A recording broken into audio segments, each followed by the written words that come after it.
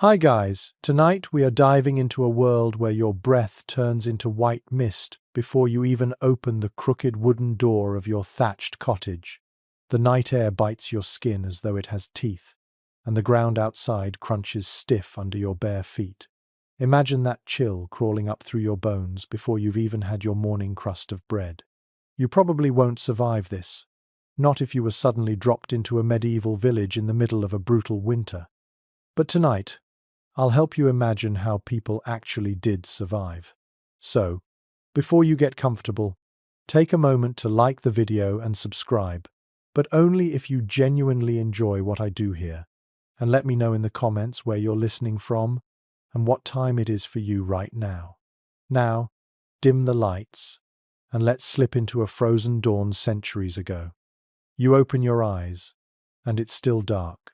Winter mornings in medieval Europe arrive late, and the cold keeps you burrowed under scratchy blankets stuffed with straw. The roof above you groans with frost, and icy draughts sneak through the cracks in the wattle and daub. You've been sleeping close to your family, limbs tangled, partly for comfort and mostly for warmth. Your breath mixes with theirs in the stale air. The fire in the central hearth has died overnight, leaving only faint embers that whisper of yesterday's heat. Dragging yourself out of bed is like peeling yourself from life itself. The stone floor is hard and bitterly cold under your calloused soles. You reach for yesterday's wool tunic stiff with frost because clothes hung on pegs by the wall tend to freeze overnight. Outside, the sun hasn't risen, and a dull grey light pushes faintly through tiny, glassless windows covered in oiled cloth or wooden shutters. The first task is coaxing life back into the fire. Without it, you're defenseless. You bend low and blow on embers, feeding them with twigs, dried moss, or dung patties if wood is scarce. Sometimes you fail, and the hearth must be restarted with a flint spark. A whole family can shiver until midday, waiting for warmth to return. There is no breakfast waiting on a stove. At best, there's yesterday's bread hard as stone, because medieval bread had more grit than flour, thanks to stone mills leaving little flecks of rock inside. Your teeth ache when you bite it, but hunger insists. Sometimes, if luck allowed, you dip it into weak ale or watery milk warmed at the fire. It isn't luxurious, but it keeps your stomach from folding in on itself. Outside, the village is silent. The snow muffles everything, wrapping the landscape in quiet. Yet beneath that silence lurks a harsh truth. Survival is the only priority.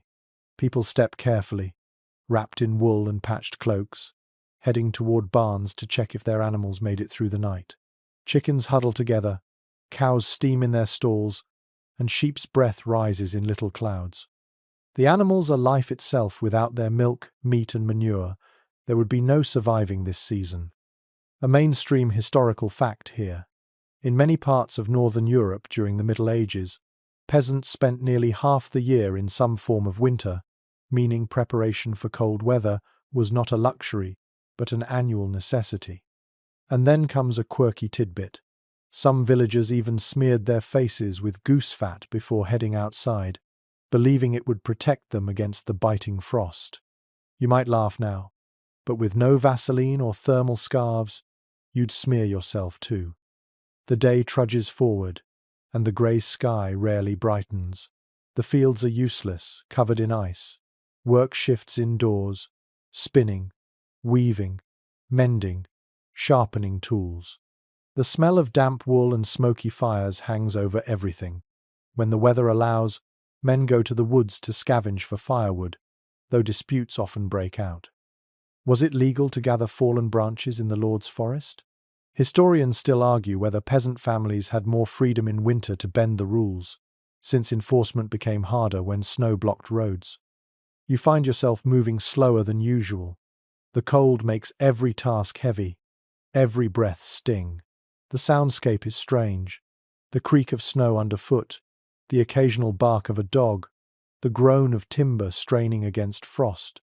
Nights are worse longer than days, darker than imagination. You huddle by the hearth, staring into flickering flames, telling yourself that spring will eventually arrive. Still, dawn after dawn repeats the same lesson. You wake to darkness, to frost, to survival. The world is small, your cottage, the barn, the tiny track between them. And yet, in that frozen dawn, every villager shares the same thought you do. Just get through today. Tomorrow will come, and with it another chance to keep breathing in the cold. You shuffle out of your cottage, shoulders hunched, and the air smacks you awake harder than any rooster's crow. The village still slumbers in patches of smoke rising from crooked chimneys, but you notice the biting wind slipping through every crevice of your home. That's the problem, those homes were never built to keep out a medieval winter. The cottage you live in isn't the neat stone house from fairy tales. It's a one-room, timber-framed structure with wattle and daub walls. That means thin branches woven like a basket, plastered with a sticky mix of clay, straw, and animal dung. If you press your palm to the wall in winter, it almost feels alive with cold seeping through. The roof is thatch, stuffed tightly with reeds, but snow still clings in patches and water drips into buckets when the ice melts. You crouch near the hearth again, coaxing flames upward. Smoke curls and stings your eyes because the room doesn't have a chimney, only a smoke hole in the roof. Your clothes soak in that sharp smell daily. You cough, but you need the fire more than you need clean air. Families often argued about whether to keep shutters open to let smoke out or closed to keep heat in.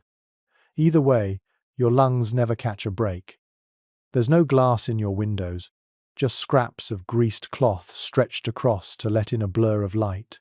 On windy days, the cloth slaps and rattles, and you swear you hear whispers from the cold sneaking inside. You pull your cloak tighter, but the draft creeps up your legs anyway. A mainstream historical fact: medieval houses, especially for peasants, had almost no insulation. Archaeological evidence shows walls as thin as 6 inches, offering barely more protection than a tent in deep snow. In such spaces, fire wasn't just warmth, it was the only defense against freezing to death. And here's your quirky tidbit. Some villagers actually shared their living space with chickens, goats, or even the family pig. Not because they were sentimental about animals, but because extra bodies radiated extra heat. Imagine dozing off with a snoring sow pressed against your legs.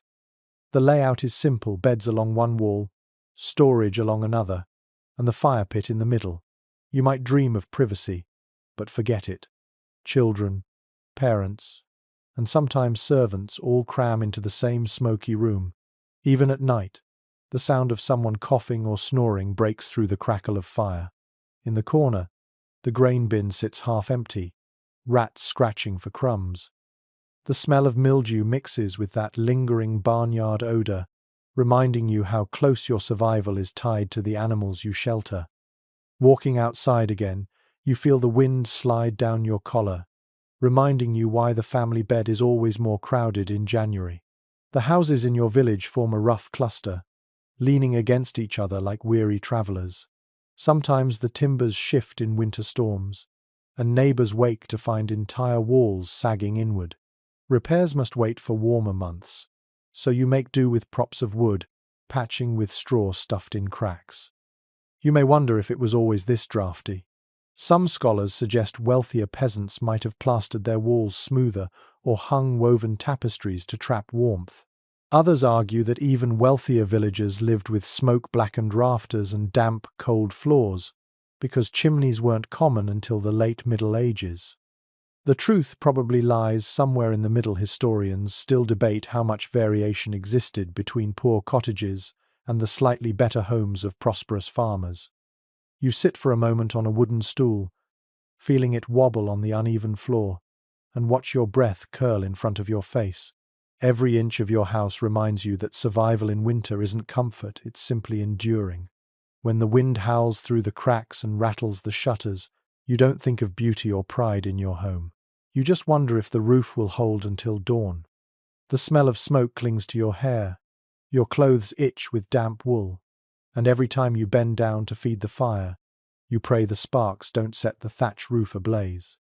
Your house may be drafty, smoky, and crowded, but in the bitter months, it is still the thin line between you and the frozen dark outside. You feel the cold in your lungs when you step outside, and it's more than just air, it's like swallowing knives. The cottage behind you wheezes smoke, but no matter how much you huddle by the hearth, the fire never quite lasts. That's why every winter morning the question hangs over your head like a grey cloud. Where do you find enough fuel to keep that fragile flame alive? Wood is the obvious answer, but it's also the hardest to get. The Lord owns the forests, and the penalties for poaching timber can be brutal. Fallen branches you can sometimes collect, but cutting trees without permission? That's dangerous. So you skulk along the edges of the woods, looking for scraps, twigs, brushwood, anything dry enough to burn. Whole families shuffle along frozen tracks, dragging bundles strapped to their backs, shoulders groaning under the weight. If you're lucky, you have access to peat, thick chunks of turf, cut in summer and left to dry, now stacked in a corner like treasure. When tossed into the fire, they smoulder slowly, filling the cottage with heavy, earthy smoke. Your eyes water, your chest tightens, but the heat lingers longer than sticks. You tell yourself that's worth the hacking cough. And then there's dung. Yes, you scrape dried cow and sheep dung, shape it into flat patties, and leave them to harden in the weak sun. Later, they burn with a sharp odor that clings to your clothes, your bed, your hair.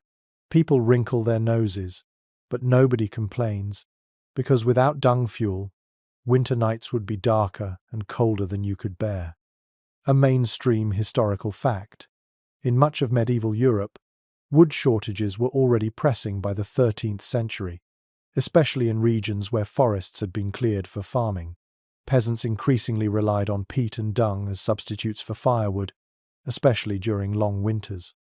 And a quirky tidbit. Some households kept a small pile of bones to toss into the fire, not for warmth but for superstition. Crackling bones were thought to ward off evil spirits lurking in the cold night air. You remember that gathering fuel isn't just about heat, it's also about cooking. Without it, you can't boil your porridge or bake your bread. That's why villagers often band together to gather wood. In some regions, they built communal ovens to conserve fuel, baking loaves in batches and sharing the warmth. Imagine the gossip exchanged while waiting by the oven's glowing mouth, cheeks flushed red against the snowy air. Still, nothing about this is easy. Some days you trek miles to gather wood, trudging through snowdrifts that creep over your boots. Your fingers stiffen until you can't tell if you're still holding the bundle or if it's frozen to your skin. Nights are worse. You wake to embers glowing faintly, and panic floods your chest.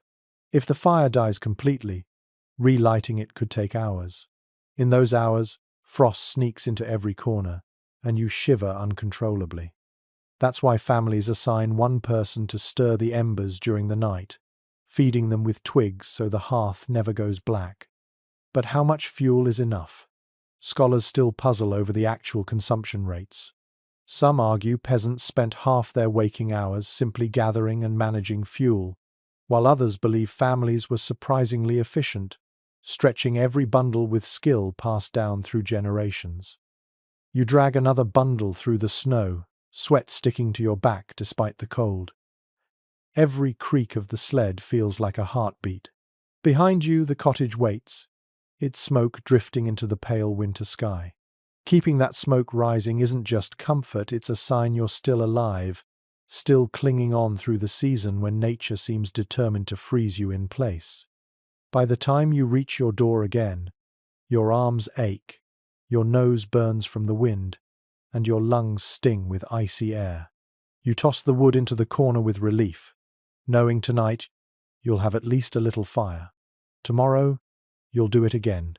Because in a medieval winter, survival means becoming a scavenger, chasing heat like it's the rarest treasure on earth. You return from the woods with your aching arms, only to face another gnawing problem: food.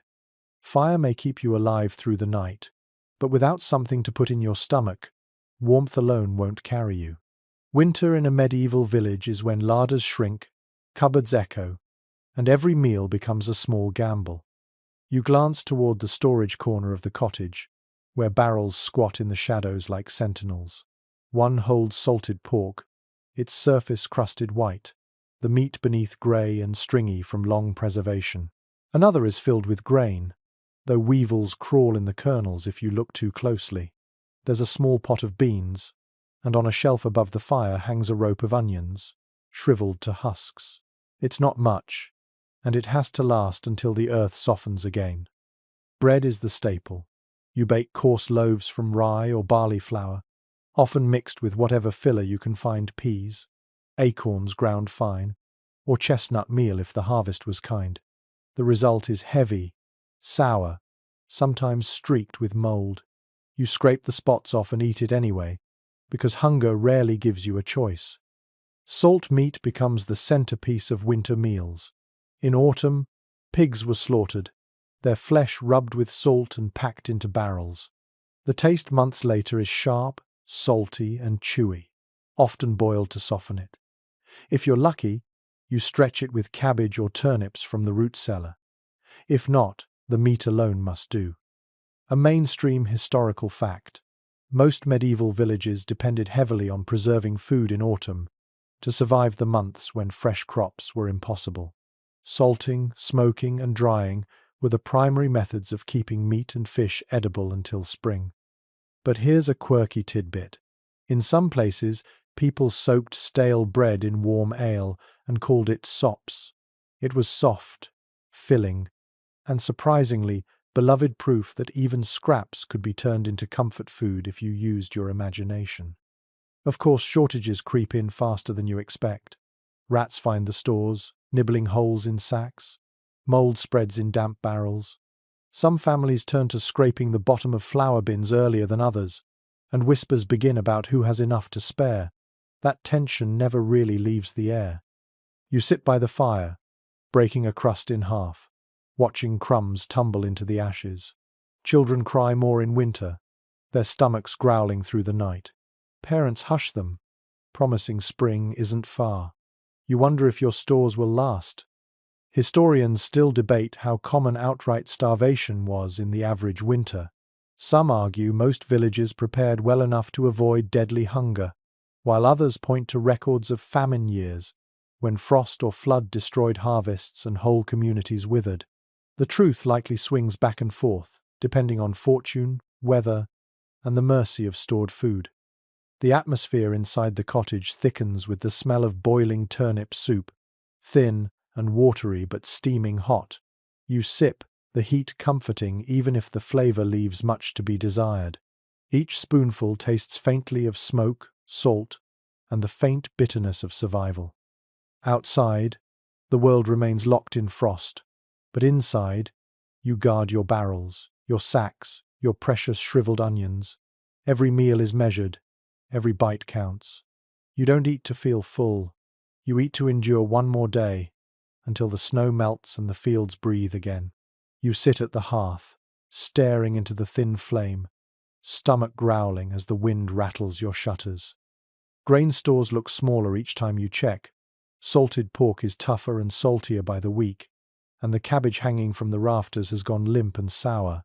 At this point, you're not thinking about feasts, you're thinking about stretching scraps into something resembling a meal. And so, you turn to the great winter standby: gruel. It doesn't sound glamorous, and it isn't.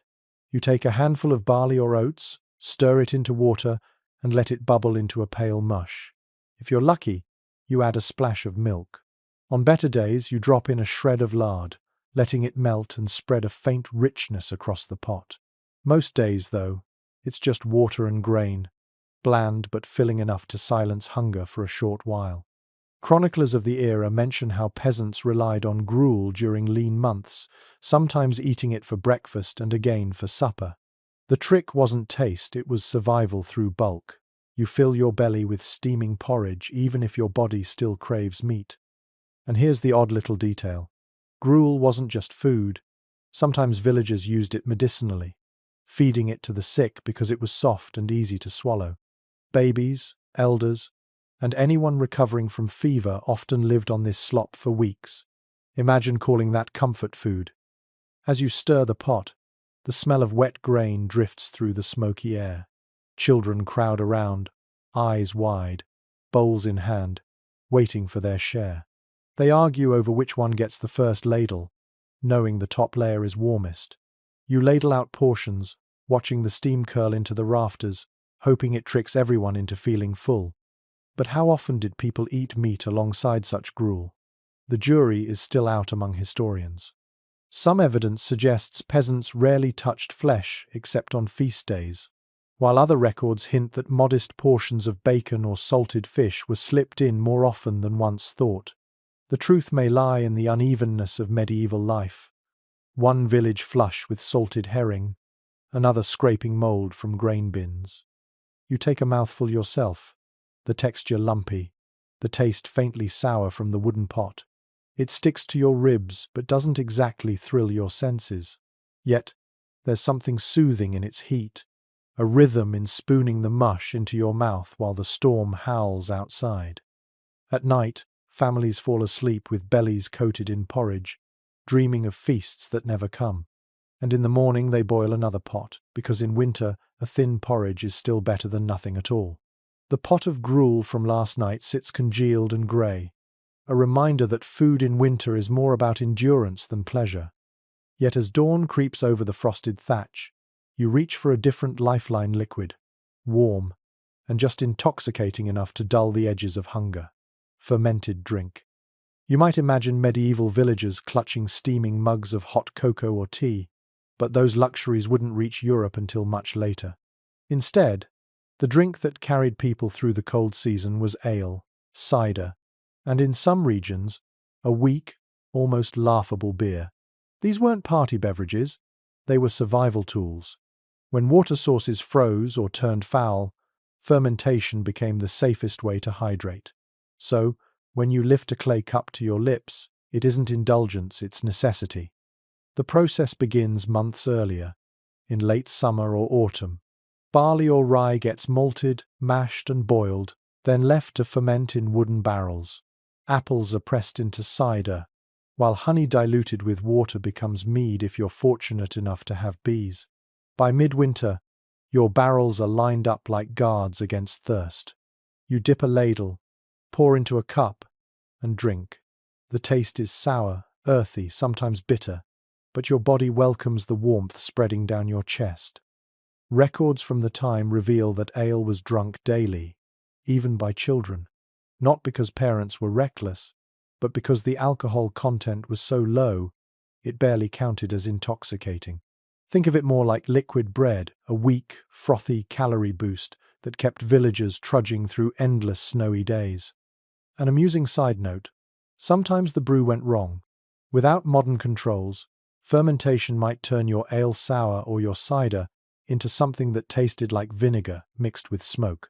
Villagers still drank it, grimacing, because wasted drink meant wasted calories. Some even flavored the bitter batches with herbs, bog myrtle, heather, or rosemary to disguise the foulness. Medieval craft beer, if you will, though probably less Instagram-worthy. You sit in the cottage with your family, passing around a jug. Each person takes a sip, lips touching the clay rim, the liquid dulling the sharp pangs in their stomachs. Children giggle when the bubbles tickle their noses, while elders nod slowly, eyes half closed, letting the warmth sink in.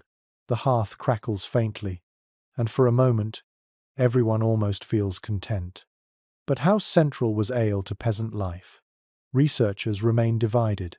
Some argue it was consumed in astonishing quantities, several litres per person per day, while others believe that figure is exaggerated, suggesting people leaned on thin porridge and broth just as heavily. Without exact records, we peer into the haze of barrels and guesswork, knowing at least that villagers drank ale not for revelry, but for survival. Step outside, and you'll see another sign of fermentation. Barrels stacked against walls, casks lined with frost, the air faintly sweet where spillage froze sticky on the ground. In cider regions, the scent of apples clings to barns, a memory of autumn pressed into every sip. Mead, rare and golden, becomes more than a drink, it's almost a treasure, brought out only when spirits flag dangerously low, or when a neighbour falls ill and needs medicine. And here's the curious twist. People trusted ale not only for hydration but for spiritual safety. Some believed that the bubbling froth itself carried protective power, driving away evil spirits lurking in the long nights. To drink was to fortify not just your body, but your soul. Imagine trudging back from the woods with numb fingers and aching shoulders, then wrapping your hands around a cup of steaming, spiced ale, yes. Sometimes they warmed it with herbs and left it by the fire. The smell rises, sharp and sweet, and you take a long sip. It doesn't erase the hunger, but it eases the dread of another endless night. Of course, ale could also become mischief. Stronger batches brewed by accident left villagers stumbling, tongues loose, laughter louder than usual. Stories tell of winter nights where songs spilled out of smoky cottages, fueled by drink too potent for its own good. Then, mornings arrived with sore heads, a luxury that proved people weren't starving badly enough to ignore merriment altogether. The children in your cottage slurp weak ale with their bread sops, eyes wide, unaware that one day they'll carry the barrels themselves. Your neighbour knocks at the door, offering a trade, a jug of his cider for a strip of salted pork. You hesitate. Pork is precious, but the promise of sweet apple warmth tempts you. Trades like this ripple across the village, weaving a fragile net of shared survival. As evening falls, you notice the fire running low again, the same old fear rising in your chest. You top your bowl of gruel with a splash of ale, stirring the mix into a sloppy stew. Steam curls upward, carrying the scent of malt, smoke, and survival. You spoon it slowly, listening to the wind batter the shutters. Historians sift through old account books and household records, but no one fully agrees how drunk medieval winters really were. Some picture villagers half-dazed all season, while others insist the weak brew barely blurred their senses. What's certain is that every swallow carried more than flavour, it carried life. When you lie down at night, wrapped in scratchy wool, your breath mingling with your family's, the taste of ale still lingers faintly on your tongue. It dulls the hunger, soothes the fear, and carries you one step closer to spring. Because in a medieval winter, survival doesn't come in feasts or comfort, it comes in a ladle of sour ale passed from hand to hand, glowing faintly in the firelight, reminding you that even in the harshest season, there is still something to sip, something to share, something to keep you alive. The smell of sour ale lingers in the air from last night, but dawn pushes you toward the next worry on your list: animals. Because in a medieval winter, survival doesn't stop at your own stomach, it depends on the four-legged creatures bleating and snorting in the cold. Step into the yard, and you hear them before you see them. Sheep shuffle restlessly, their breath curling like smoke from their noses. The cow moos low, stamping her hooves against the frozen ground. Chickens cluck in protest, their feathers fluffed into balls against the wind. These animals are the thin line between a family's endurance and collapse. Without them, there's no milk, no wool, no manure to fertilize next year's fields. They are wealth on hooves and feathers, and their care is as relentless as the cold itself. You guide the cow inside, right into the cottage. Yes, it sounds ridiculous, but for many peasants, livestock shared living space with people in the depths of winter. The cow's body radiates heat like a natural stove, turning the one-room house into a barnyard of warmth, smell, and noise. You ignore the stench because her milk means your children might get something more nourishing than gruel. Historical records make clear that bringing animals indoors was standard practice in harsh climates. In Scandinavia and the Scottish Highlands, longhouses were designed so humans and animals lived under the same roof, separated only by a wooden partition. The warmth from cattle bodies added precious degrees to the indoor air, enough to tip the scale between frostbite and survival.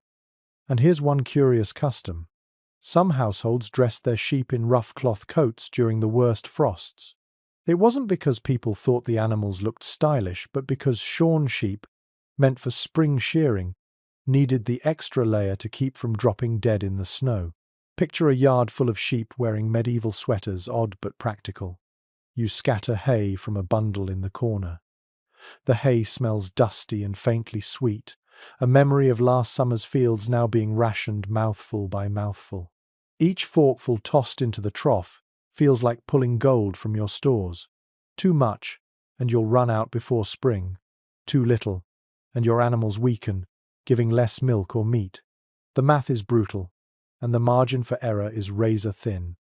The children help, their tiny fingers red from the cold, as they chase chickens into a pen lined with straw. One slips and falls, laughter bubbling despite the misery. Even in winter, farm chores are childhood's daily rhythm. But how healthy did livestock remain through months of confinement? Scholars can't quite agree. Some point to skeletal remains showing stunted growth, suggesting malnutrition and cramped conditions were common. Others argue that peasants knew their animals well enough to balance rations and preserve their health. Perhaps, as with people, fortune varied. Some families kept fat cows, others wasted away with gaunt, coughing beasts. As the day crawls forward, you notice the cow steaming in the corner, her flanks warm against the icy air. You milk her carefully, each squirt landing with a faint hiss in the wooden bucket. The milk is thin, sometimes bluish in winter, but you cherish it as though it were cream. Mixed with oats, it turns gruel into something almost luxurious. A small child licks the bucket after, grinning through cracked lips. And don't forget the pig. If one still lives, it's probably tethered in the byre, snuffling at scraps. Pigs were often the insurance policy kept alive as long as possible, then slaughtered when food ran too thin. Their fat turned into lard, their intestines into sausage casings, their bones boiled for broth. Nothing went to waste. In the meantime, though, they were noisy roommates, grunting through the night, sometimes stealing bites of straw bedding when desperate. Dogs circle outside, lean and shivering but loyal. They keep watch, deter thieves, and sometimes, in the cruelest years, become food themselves. Cats, half wild, dart around the barn corners, chasing mice that threaten precious grain. You may never stroke them affectionately, but their presence is as valuable as any servant. By afternoon, the cottage hums with animal life. Hooves clop on earthen floors, feathers scatter in corners, and the smell, a heady blend of manure, smoke, and sour milk, clings to everything. You wrinkle your nose, but know this is what survival smells like. In the evening, as the wind roars again, you huddle on your bed of straw and wool, your cow shifting in the shadows, sheep pressed together in the lean-to, chickens roosting above the rafters. It's a barnyard lullaby, clucks and moos mingling with human snores. Researchers examining medieval village layouts still debate how widespread the practice of housing animals indoors really was. Some argue it was nearly universal in colder regions. Others think it was a last resort for only the poorest households. The ambiguity hangs like frost in the air, but whether inside or in crude sheds, animals were as essential as firewood in keeping life going. So, as the candle burns low and the storm howls against your door, you fall asleep with your family close and your animals closer still. Their warmth seeps into the night, their breath mingles with yours, and you realize that in winter, survival is never human alone, it's a shared endurance, a crowded, noisy symphony of bodies refusing to yield to the cold. The animals shift and grunt in the corner of the cottage as another night drains away. You wake with the sour smell of dung in your nose and smoke in your throat, but the greater discomfort gnaws at your skin. Winter doesn't only test your belly and your firewood supply, it also tests every scrap of clothing you can scrape together. Because in this world, warmth isn't measured in degrees, it's measured in layers of wool. You reach for your tunic, stiff with frost where it hung overnight. The fabric is coarse, scratchy against your skin, woven from the thick fleece of last spring's sheep. Beneath it, you wrap strips of linen, if you're lucky enough to own them. Then comes the cloak, heavy and pungent with the lingering scent of lanolin and sweat. The cold still seeps through, but without these layers, you'd be an icicle before noon. Contemporary accounts make clear that wool was the peasant's best friend in winter. Unlike linen, it stayed warm even when damp, and its greasy fibers repelled water better than most fabrics of the time. Archaeological finds show entire graves of villagers wrapped in simple wool cloaks, proof that their lives and deaths were clothed in sheep's fleece. Here's the stranger detail. Some villagers greased their cloaks with animal fat to make them more resistant to snow and rain. Imagine tugging on a coat that smells like last week's roast. Unpleasant, yes, but when you're trudging through sleet with no roof in sight, you stop caring about the perfume. You tug at your hood, often nothing more than a pointed woolen cap called a coif, and tie a strip of cloth around your neck. Gloves? Rare, unless you fashion mittens from scraps of hide. More often, you tuck your hands inside your sleeves, rubbing them together to bring back feeling. Boots, if you own them, are leather patched with bits of fur. More often, peasants bound their feet with rags, layering until the toes turned into lumpy, awkward bundles. You shuffle through snow like a scarecrow with sore feet. Children wear what they're given, often oversized hand-me-downs that drag in the mud or gape at the seams. A child might trudge out to fetch water with a cloak 3 sizes too big, the hem already stiff with ice. Mothers patch constantly, spinning thread from the spindle and mending by firelight until their eyes blur. Every garment carries stitches from dozens of winters past. The question of how many clothes a peasant family actually owned still divides historians. Some argue that most families had only 1 or 2 sets each, worn constantly until they rotted. Others think that spinning and weaving were so relentless that spare garments might not have been uncommon. The evidence is patchy, literally and figuratively, leaving us to imagine villages stitched together from scraps. You run your fingers over a tear in your sleeve, remembering how the wool scratched your arms raw last season. Yet without it, the frostbite would creep in fast. Chilblains swollen, red, itching sores already mar your fingers, the price of cold seeping through threadbare mitts. You scratch absent-mindedly, knowing they'll split and bleed if you aren't careful. In the corner, your neighbor adjusts her fur-lined cloak. Not everyone has fur, but rabbits, foxes, and even cats sometimes find themselves skinned to line the garments of those who can afford the luxury. You inhale, half envious, as she pulls the hood tight around her ears. Your own hood droops, heavy with damp, smelling of smoke more than warmth. One curious winter fashion was the hood with an extra long tail, called a liripipe. You might see a villager winding the tail around their neck as a makeshift scarf. What began as practical insulation later evolved into something of a trend. Even monks ended up with hoods so long they nearly dragged the ground. A medieval version of fashion meets function. The cottage itself is filled with smells of damp wool, unwashed bodies, and smoky grease. When everyone huddles inside wearing the same garments day after day, the air thickens into something between a barn and a laundry pile. But nobody complains. Complaining won't bring spring any faster. By midday, you wrap an extra cloak over your shoulders before stepping outside. The wind slices across the village green, and you thank the sheep silently for their sacrifice. Every layer of wool is a prayer against the cold. You trudge past neighbors who look like bundles of fabric with faces peeking out. Each cloak patched so many times it's a patchwork of different winters. Yet clothing can only do so much. Nights remain brutal. You crawl into bed wearing every layer you own. Boots still on your feet, cloak still around your shoulders. The children burrow under with you, their small bodies pressed close. Together, you look less like a family and more like a pile of discarded laundry. Still, your breath mingles in the dark, and you survive another night. Archaeologists still puzzle over how colourful peasant garments might have been. Were winters a sea of brown and grey, or did natural dyes madder red, woad blue, walnut brown bring splashes of colour to the gloom? The fragments we've uncovered hint at more vibrancy than you might expect, suggesting villagers fought the bleak season not just with warmth, but with brightness where they could afford it. As the storm howls outside, you rub the wool against your skin, itchy but protective, scratchy but life-saving. The fabric creaks as you turn over, the seams groaning with age. Tomorrow, you'll patch another hole, spin another length of thread, and hope the garment holds until the thaw.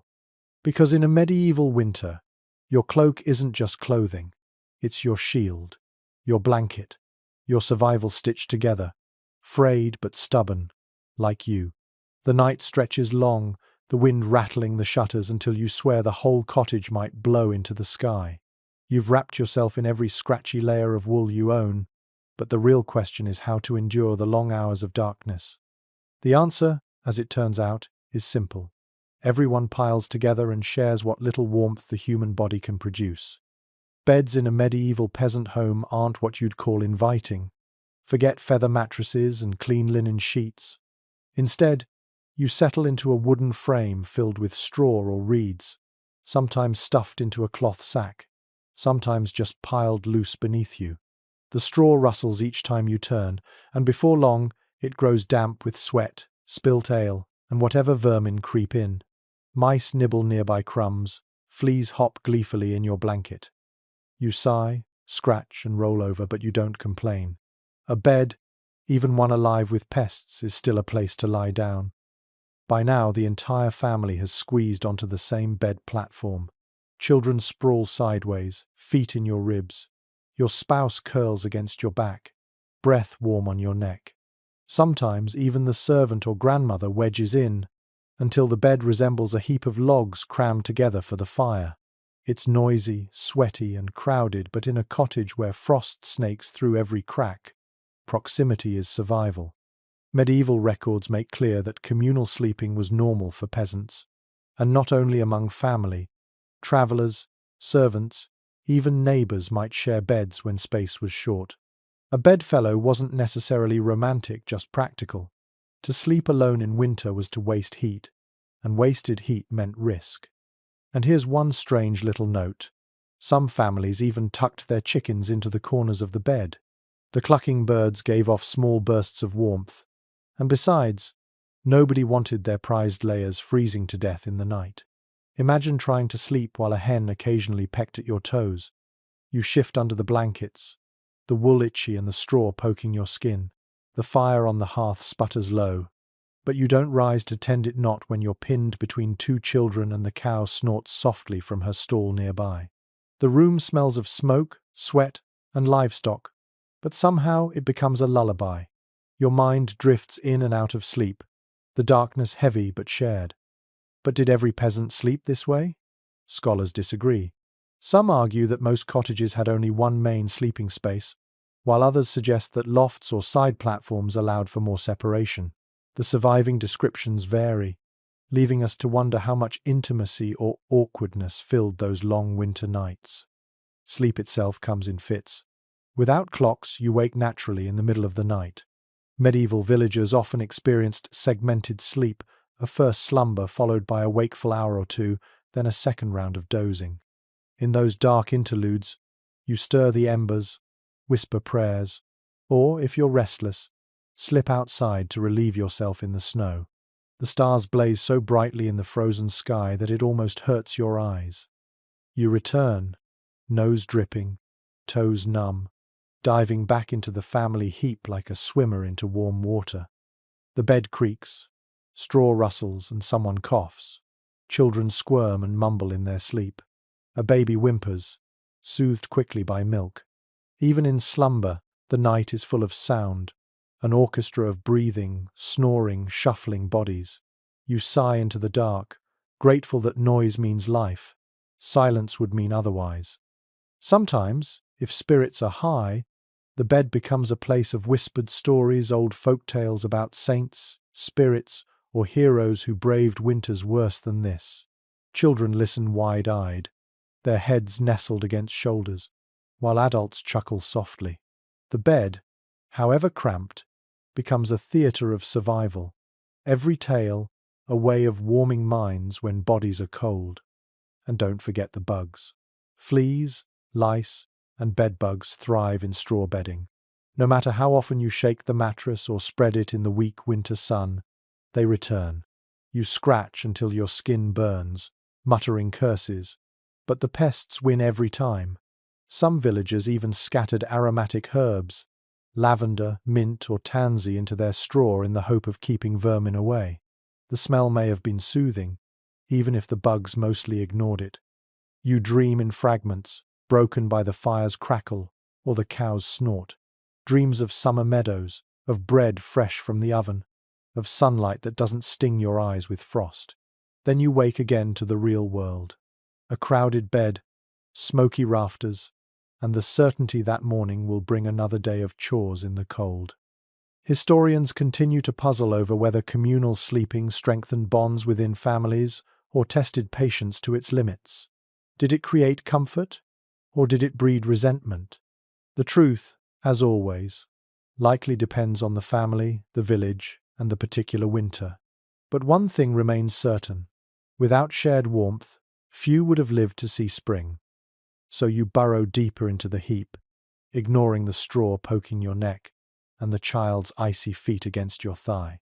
You close your eyes and let the rhythm of shared breathing carry you away, reminding yourself that in a medieval winter, the bed isn't just a place to rest. It's a furnace of flesh, a shield against frost, and a nightly pledge that together you'll endure until the thaw. Morning creeps back into the cottage, but instead of brightness, it delivers only a pale grey light and the same gnawing chill. You push off the scratchy wool cloak tangled around you and stretch, but pain sparks in your fingers and toes. Winter doesn't just make you cold, it leaves marks on your body, marks you'll carry long after the snow melts. Your hands sting with chilblains, those red swollen sores that flare whenever skin is exposed to damp cold. They itch so fiercely you nearly claw at them, then ache so badly you wince. Children cry at night from the same affliction, scratching themselves raw. And if the cold digs deeper, frostbite threatens. Toes turn white, then black, and sometimes they never heal.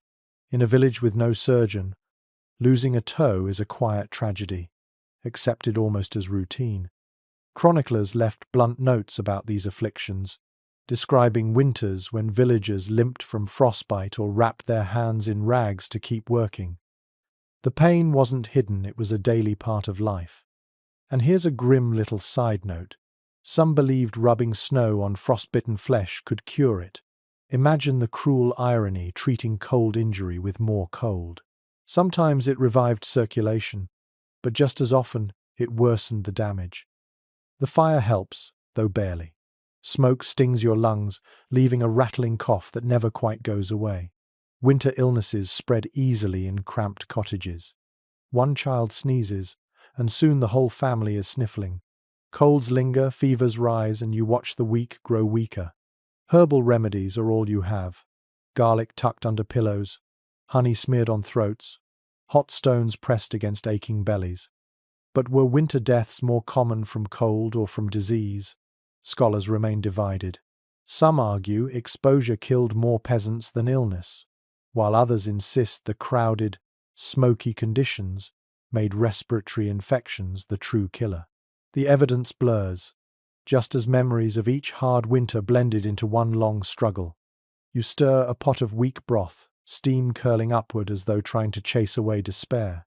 The taste is flat, but the heat soothes your throat. Around you, neighbors shuffle in, their faces pale, lips cracked, each of them carrying the same weary look. A child coughs until her eyes water. An elder shivers despite the layers of wool on his back. The smell in the cottage is thick sweat, sickness, smoke, and the sour tang of damp straw. You press herbs into a bundle, hanging them from the rafters in the hope they'll sweeten the air. Maybe it works, maybe it doesn't, but the act itself feels like defiance against the season. Some illnesses strike harder in winter.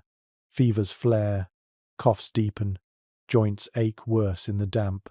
Villagers whisper about winter fevers, mysterious ailments that appear each year with the frost. Nobody knows exactly why, but everyone fears the sound of relentless coughing in the dark. You sit close to the fire, wrapping your sore hands in cloth. The children huddle beside you, their eyes watery, noses red. You murmur stories to distract them, your voice roughened by smoke. In this season, health isn't about thriving, it's about hanging on, keeping breath in lungs, keeping bones from snapping under the cold. And so the long nights pass, filled with coughing, scratching, shivering, and praying. Your body becomes a battlefield against winter itself. Some years you win, some years you lose. But each morning you wake, you've survived another round in the endless contest between flesh and frost. By now, the salted pork barrel is almost scraped to the bottom. The onions have shriveled into ghostly shells, and even the turnips in the cellar taste more of dirt than sweetness. The cold lingers. Snow still covers the fields, and your stomach growls like an animal that refuses to be soothed. Hunger sharpens into desperation. You find yourself staring at scraps with new eyes. A crust of bread, hard as stone, becomes precious enough to soak in warm water and chew slowly as if it were a feast. Grain bins are swept bare, every kernel picked out, and yet the family still isn't full. At this point, you begin to forage for things you would never dream of eating in summer. Accounts from the late Middle Ages mention villagers scraping bark from trees, grinding it to mix with flour. It didn't taste good, it barely tasted like food at all, but it added bulk to dough, tricking the body into thinking it had eaten more. Some also roasted acorns, soaking them to remove the bitterness, then grinding them into coarse meal. It was rough on the stomach, but rougher still was letting children cry from hunger. And here's the startling side note. Rats sometimes became part of the diet. Not often, and certainly not proudly, but in the harshest years, peasants trapped them, skinned them, and boiled them into stew. Hunger erases hesitation, and the memory of a full belly outweighs disgust. You wander into the snowy woods, searching for anything edible. Frozen berries, bitter greens hiding beneath frost, roots that can be dug from hard ground. Each small discovery feels like treasure. Some villagers chew dried nettles or gnaw on the leathery skin of old cheese. Even bones saved from autumn slaughter are crushed to make broth, the faint flavor of marrow turning hot water into a luxury. But how common was famine every winter? Experts disagree. Some argue that most years, careful storage meant peasants endured without starving. Others point to evidence of recurring food crises whenever harvests failed, painting winter as a season of constant dread. The truth likely lies between. Many winters endured with grumbling bellies, but the worst ones carved deep scars into memory. You return home with your prize, a bundle of acorns, bitter and shriveled, but food nonetheless. You crack them with a stone, soak them in water, and boil them into a thick brown paste. The smell is sharp, earthy, and unappetizing, but your children's eyes brighten when you ladle it out. They eat greedily, not because they enjoy it, but because it means they won't sleep hungry. Neighbors whisper about families worse off. Someone's grain bin was empty by mid-January. Another family is rumored to have slaughtered their only cow out of desperation. You keep your head down, clutching your bundle of acorn paste tighter, reminding yourself that survival often means swallowing shame along with your food. Inside the cottage, the smell of boiled bark and bitter acorn stew hangs heavy. It is not the smell of comfort, it is the smell of endurance. You close your eyes, spooning the rough meal into your mouth, and tell yourself you'll last another day. Because in a medieval winter, hunger teaches you a lesson no feast ever will. You can eat almost anything if the cold presses hard enough, and if the snow refuses to melt, you'll chew bark and rats and call it dinner. The thin stew of acorns from last night sits heavy in your belly, but the hunger never really leaves. Everyone in the village feels it. You see it in neighbors' faces, pale and gaunt, their eyes searching for hope with every step. But medieval winters weren't just endured alone. They were weathered together, in groups that turned necessity into custom. The day begins with the walk to the communal oven. Not every household can spare enough firewood to bake bread on its own hearth. Instead, villagers gather their dough, whatever mixture of flour, peas, or chestnuts they can manage, and bring it to the great oven at the center of the settlement. The oven glows faintly, smoke rising from its mouth. One family after another waits in line, chatting in low voices, stamping their feet to keep warm. Bread goes in, gossip comes out. Written accounts confirm that shared ovens were common across much of medieval Europe, particularly in smaller communities. The practice saved fuel, created efficiency, and reinforced the sense that winter was a collective trial. Everyone depended on the same fire. And here's a charming aside. While waiting for loaves, people sometimes shared little cups of warm drink or swapped news of who was courting whom. Even in lean months, the oven became a place of human warmth as much as physical heat. You picture villagers wrapped in patched cloaks, laughing through frosty breath, finding scraps of joy in the shadows of scarcity. Later, you walk to the barn where several families have agreed to keep their animals together. It isn't only efficient, it's safer. Huddled cows share body heat, while shepherds take turns guarding against wolves that might creep down from the woods. In these moments, the village functions as one household, survival stitched together by trust and duty. Still, not all cooperation is cheerful. Tensions run beneath the surface. Who contributed more firewood? Whose chickens eat more of the communal feed? When the bread comes out of the oven, families eye each other's loaves suspiciously, muttering that someone's dough seemed larger when it went in. Sharing is survival, but suspicion is the winter's shadow. Archaeologists examining settlement layouts point out that proximity wasn't just convenience, it was strategy. Houses built close together helped shield one another from the wind. Narrow lanes trapped snow, but they also trapped warmth. Yet scholars debate how much villagers truly pooled their resources. Were they bound by generosity, or forced into it by desperation? The evidence leaves space for both possibilities. As night closes in, you find yourself invited into a neighbor's home. The hearth glows, the room crowded, laughter bubbling despite the hunger. Children tumble together, playing games in the straw while adults pass around a single jug of weak ale. Someone tells a story, another hums a tune. For a brief moment, the cold is forgotten. Community becomes insulation stronger than any cloak.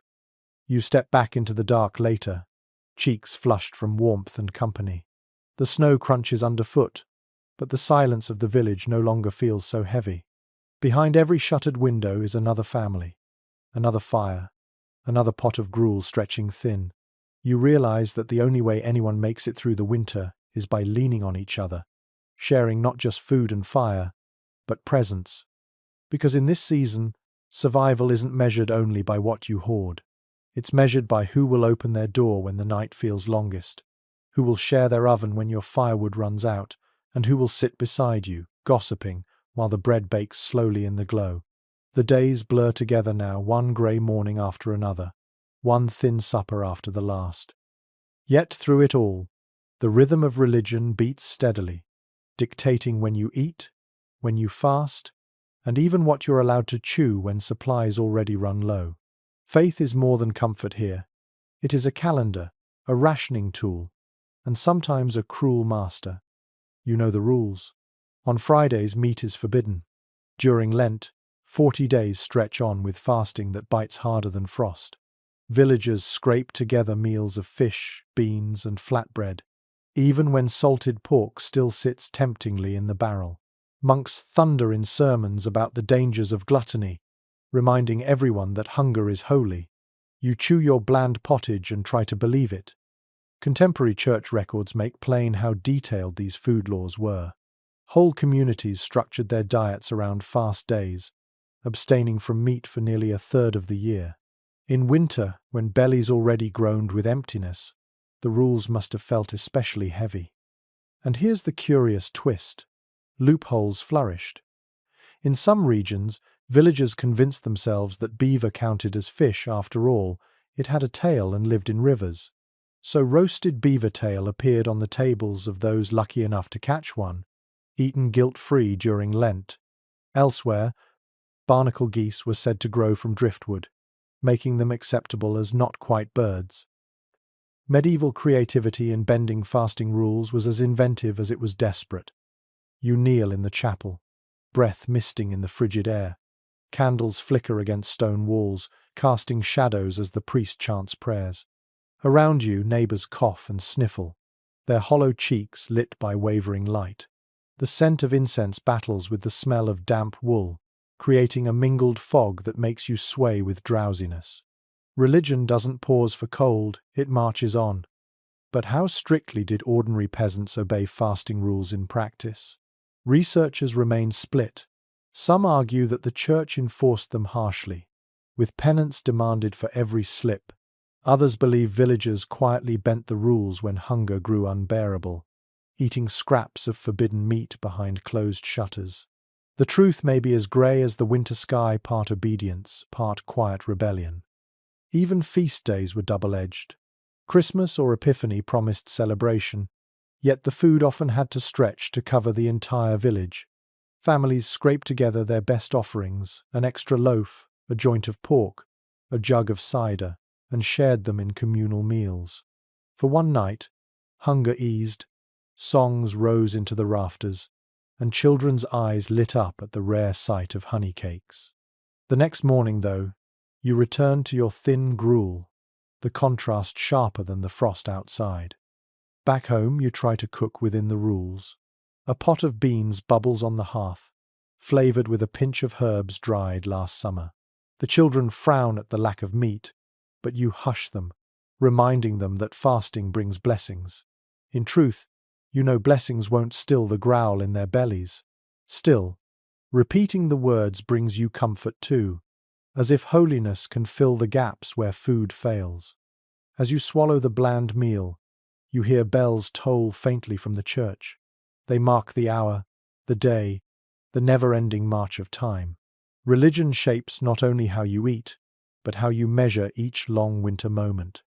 The church calendar becomes the village's clock, offering structure in a season where the days otherwise blur together.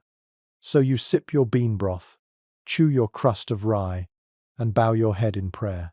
Whether you believe every word or not, faith gives rhythm to hunger, making it feel less like chaos and more like sacrifice. And perhaps that rhythm is part of why you survive at all. The fasts and solemn prayers of yesterday linger in your bones, but today the village stirs with a different energy. Winter is long, harsh, and monotonous, and sometimes survival depends on more than bread and broth. It depends on moments of joy, strange as that may sound. And so, when the river freezes solid, or when the snow piles high enough, villagers turn misery into festivity. Imagine stepping onto a frozen river, the surface gleaming like glass under the pale sun. At first you tread cautiously, testing each step, but soon the ice proves thick enough to hold. Children skid across it, shrieking with laughter, while adults set up makeshift stalls. A frost fair has begun, not every year, not in every village, but often enough that it glimmers in memory. Chroniclers describe such events most famously on the Thames centuries later, but smaller versions existed wherever waterways froze deeply.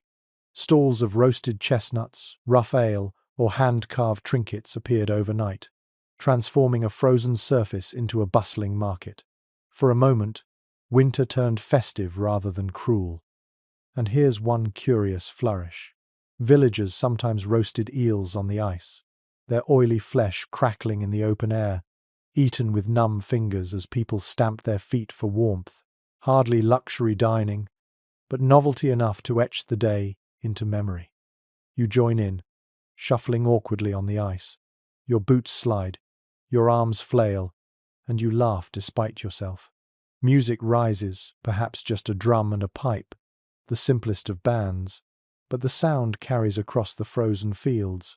Couples spin clumsily, children chase each other, neighbors shout greetings. For a few hours, the grey monotony of hunger and cold lifts, replaced by shared delight. But how common were such winter festivals outside of major cities? Scholars debate it still. Some argue that most villages lacked the resources or safety to stage anything elaborate. Others believe that even the smallest communities invented their own amusements, sledding down hills, racing across ice, holding contests of strength in the snow. Joy, after all, is as inventive as necessity. You pause to sip warm cider from a wooden mug, the steam clouding your face. The sweetness is sharp against your tongue, a reminder that not every winter taste is bitter. Around you, children gnaw on honey cakes bought from a stall, their cheeks pink from the cold, their laughter filling the air like birdsong. For once, you feel full not in your stomach, but in your spirit. The fair doesn't last long. Frost thaws or supplies run out, or the priest shakes his head at frivolity. Yet even when it ends, the memory lingers, retold by firelight as if it were a dream. "Remember the day we danced on the ice?" someone will say, and for a moment, warmth returns to the room. Because in the cruel weight of medieval winter, joy isn't just distraction, it's defiance. Every laugh on the frozen river, every cake shared in the cold, every awkward spin to the sound of a pipe declares the same truth. Even in hunger, even in frost, life still insists on being lived. The laughter from the frost fair fades quickly, and silence returns to the lanes. Winter has a way of reminding you that joy is fleeting, and danger is constant. This year, rumors ripple through the village. Someone in a neighboring town has died with blackened swellings on their body. The word travels like frost spreading over glass. Plague. And though the Black Death is not confined to winter, the season magnifies its terror. The air itself feels different. People cough more in the cold months, and every sneeze, every fever sparks suspicion. You watch your neighbor bend double with a hacking cough and wonder ordinary winter chill, or something worse. Eyes dart quickly. Prayers murmur under breath. Fear makes the frost seem sharper. Medieval chronicles record how outbreaks often worsened in colder months, when people were crammed into smoky cottages with little ventilation. The cramped, filthy conditions created perfect breeding grounds for disease. Rats scuttled under floorboards, fleas hopped through straw bedding, and people huddled close, exactly the conditions the plague loved. And here's a chilling detail. Some villagers believed the smell of burning herbs could ward off pestilence. Juniper, rosemary, or even bundles of hay were tossed into fires to purify the air. The cottage filled with thick, choking smoke, eyes watering, lungs burning, and still the fear remained. You step outside, and the silence is heavier than before. The village green stands empty. No laughter, no games. Doors stay shut tight, smoke curling lazily from chimneys. When someone dies, the church bell tolls slowly, and you see figures in hoods carrying a rough wooden cart. The ground is too hard to dig easily, so graves are shallow, frozen earth resisting every spade. The sound of iron hitting stone echoes in your chest like a warning. But how exactly did winter shape the spread of the Black Death? Historians still argue. Some point to records suggesting outbreaks slowed during the coldest months, while others emphasize that famine and close quarters made winters especially lethal. The evidence remains blurred, much like memory itself. Inside your cottage, you huddle closer to family. Every cough is scrutinized. Every fevered cheek is touched and retouched, as if reassurance could banish dread. The smell of garlic hangs in the air, cloves stuffed into pouches, tied around children's necks. You hear whispers of charms, a prayer recited backwards, a sprig of rowan pinned to the rafters. People grasp at whatever thin defense they can muster. The fear is not only of death itself, but of dying in winter's silence. Villagers dread the thought of frozen burial grounds, of being carried out into the snow, their names lost in a season already heavy with hardship. Families pray harder, cling tighter, and ration food more carefully because plague plus hunger feels like the end of the world. One night, the bell tolls again, and you step into the frozen dark. A small procession shuffles past, torches flickering, the sound of muffled weeping carrying over snow. You clutch your cloak tighter and whisper a prayer, not sure if anyone listens. The village feels like it is holding its breath, waiting, fearing, enduring. Because when the Black Death met a medieval winter, survival became more than enduring cold or hunger.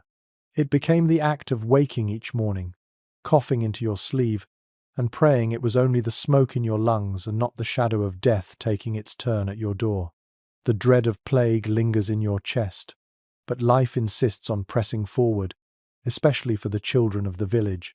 Winter is hardest on them, yet they also bring the brightest flickers of defiance. Their small voices, their games, their laughter cutting through the cold, these become reminders that not every moment is ruled by fear. You watch as they tumble out into the snow, cloaks flapping like wings, cheeks flushed red with frost. They chase each other across the frozen fields, sliding on boots or bare feet wrapped in rags. The squeals echo, filling the village with a sound that is both fragile and fierce. Even in hunger, children find ways to play. Contemporary writings mention these games, simple pastimes like throwing snowballs, sliding across icy ponds, or carving toys from scraps of wood. A stick becomes a sword, a lump of ice, a makeshift ball. Winter shrinks the world, but imagination stretches it wide again. And here's one curious little note. Some children crafted ice bones, small frozen sticks they tossed like dice. The game was half play, half fortune-telling, a way of peering into luck for the year ahead. Who would find food? Who would get married? Who might not survive until spring? Even in games, survival was never far from their minds. But childhood in winter isn't only play. Work weighs just as heavily, perhaps more so. At dawn, you see small hands carrying buckets of icy water from the well, shoulders bending under loads of firewood, fingers raw from pulling straw for bedding. Children scatter grain for chickens, sweep snow from paths, and tend the goats tethered near the cottage. Their laughter collides with coughs, their play with chores, until you realize both are woven into the same day. How harsh were these burdens? Scholars remain divided. Some believe peasant children worked constantly, their games snatched in stolen moments. Others suggest winter's shorter days, and stalled farming gave them more time for play than summer toil. The truth, like the snow itself, may lie in shifting layers: one day joy, the next exhaustion. Inside the cottage, you watch children huddle near the hearth. They share a crust of bread, giggling as they dip it into weak ale, and pretend it's a grand feast. They tell stories, sometimes about saints, sometimes about silly animals, their eyes wide in the flicker of firelight. The smoke makes them cough, but the sparkle in their eyes refuses to dim. You tuck one into bed later, wrapping him in a patchwork cloak that still smells of sheep. His fingers are cold, his belly not quite full, but his breathing evens into sleep. For a moment, peace rests on his face. You glance at the others curled together, straw rustling as they shift, and you wonder how many winters they will see. The thought lingers, heavy, but you hush it. Tonight, they are here. In some villages, winter evenings even brought organized play, sliding contests down snowy hills, mock battles fought with straw bundles, riddles told by candlelight. A traveling storyteller might capture children's attention with tales of knights and dragons, their voices rising over the crackle of the fire. The stories wrapped them in warmth no cloak could match. You know too well that childhood in winter is a gamble. Frostbite scars, toes, hunger stunts growth, sickness claims the weak. Yet children still laugh, still play, still shout across frozen ponds. Their voices defy the silence of snow, a chorus of survival that refuses to quiet. So you watch them, bundled in rags, chasing one another through the white fields, their joy sharp and bright against the dull sky. And you realize that even in the hardest season, life finds a way to laugh. The children's laughter echoes across the snow, but not every sound in the village brings joy. Hunger twists into desperation, and desperation sometimes tips into crime. Winter was always the leanest season, and when cupboards emptied, morality could grow as thin as the gruel in the pot. You hear it whispered first. Someone's meat has gone missing from the communal storehouse, a side of pork lifted in the night. Neighbors mutter, suspicion flaring, eyes darting toward the poorest cottages. The cold makes people sharper, quicker to anger, slower to forgive. A theft in summer might be overlooked. A theft in winter could doom a family. Court records from the Middle Ages confirm that thefts often spiked during the coldest months. Grain stolen from barns, wood taken from hedgerows, even clothes pilfered from washing lines. To be caught with someone else's bread was a crime of survival, but one punished harshly nonetheless. And here's the darker tidbit. Witches were sometimes blamed for winter suffering. When animals sickened or children wasted away, Suspicion turned toward the old woman living at the edge of the village. Accusations rose with the frost, fueled by fear more than evidence. A pot of herbs by her fire might look like witchcraft to eyes desperate for someone to blame. You walk past the manor gate and see a figure lashed to the stocks, her hands raw from cold. Maybe she stole wood. Maybe she was only unlucky enough to be accused. The villagers glance quickly, some with pity, others with hard satisfaction. Justice in winter was as unforgiving as the weather itself. But how common were witchcraft trials in the Middle Ages compared to later centuries? Historians still dispute it. Some argue that accusations were rare before the great panics of the 16th and 17th centuries, while others see plenty of evidence that suspicion simmered long before. The debate lingers like smoke in the rafters, always present, never entirely clear. Inside your cottage, you guard your stores more closely now, shifting barrels and sacks toward the hearth where your eyes can watch them. You trade wary glances with neighbors, measuring trust against hunger. At night, you bolt the door more tightly, though a determined thief could still pry it open with little effort. Yet, crime wasn't always theft. Sometimes, quarrels flared into violence over firewood, over grazing rights, over nothing more than a harsh word spoken in the dark. Winter gnawed at patience until it snapped. The village reeve or bailiff stepped in, handing out fines or ordering penance, but the resentment lingered long after. You remember a story told by your grandfather, one winter so harsh that villagers began stealing turnips from church fields. The priest thundered against them, yet he too had to eat, and so he turned a blind eye when scraps went missing. Justice, after all, was flexible when starvation pressed hard enough. Tonight, as the snow thickens again, you lie awake, listening for footsteps outside. The dog growls faintly, ears pricked. You clutch your cloak tighter, torn between pity for the hungry thief and fear that your own family may be next. In winter, every villager is both victim and suspect, both watchman and potential criminal. Because in the long, frozen nights, when bellies groan and fires burn low, even the smallest theft feels like violence. And justice, swift and rough, becomes another kind of survival, one more cruel than the cold itself. The whisper of thefts and punishments lingers in the air, but winter does more than sharpen suspicion. It strips the village bare and reveals its hierarchy. When resources grow thin, you begin to see clearly who eats first, who waits, and who goes without.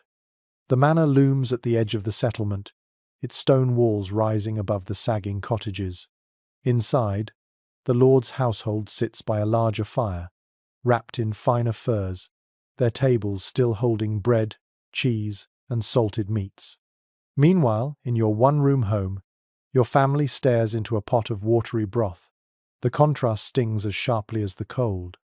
Surviving account books from manorial estates show the stark imbalance.